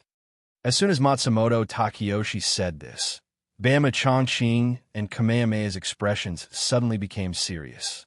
What was so important that it required the three of them to work together to complete it? And among the three of them, there was even Yi Fan, who had a heaven-defying cultivation base. Yi Fan was also shocked after hearing this. Bama Chongqing and Kamehameha were the top experts among the experts. They were extremely strong. Matsumoto Takeyoshi had teamed him up with the two of them. There must be something extremely important to do. If he guessed correctly, the mission this time must be extremely dangerous. They might even have to fight with experts. The three of them seemed to be unrelated, but there was actually a story behind it. Bama Chongqing was the sect master of Japan's Koga Ryu. His saber skills were superb, and his ninjutsu was the best in Japan. Kamehameha was a senior figure in the Japanese martial arts world. Needless to say, his saber skills were unparalleled, and his five-element spell was unparalleled. Once the three of them formed a team, they would have saber skills, ninjutsu, five-element spell, and spirit chi. What kind of mission could make Matsumoto Takeyoshi, who was always full of confidence, so cautious? Yi Fan was shocked. Kamehameha stroked his long beard. His eyes were bright as he carefully tried to figure out Matsumoto Takeyoshi's intentions. The three of them were originally partnered with someone else. Yi Fan's partner was Akatsuki, Bama Chongqing's partner was Onijiro, and his partner was Yokoyama Yugo. Now that Matsumoto Takeyoshi had temporarily formed the three of them to carry out a mission together, they must have encountered something difficult. Otherwise, they would definitely not be so cautious. Mr. Matsumoto, what kind of mission is so important that the three of us have to work together? Bama Chongqing, who is as white as snow, asked Matsumoto Takeyoshi. It's very simple, a meteorite. Matsumoto Takeyoshi, who had a smile on his face, picked up his teacup, took a sip of tea, and spat out two words from his mouth. Meteorite. Another meteorite. Yi Fan was secretly shocked. 5 days later, a fire meteor will fall from the sky. The landing site will be in the South China Sea. Matsumoto Takeyoshi put down the teacup in his hand and said, I want the three of you to bring that meteorite back in one piece.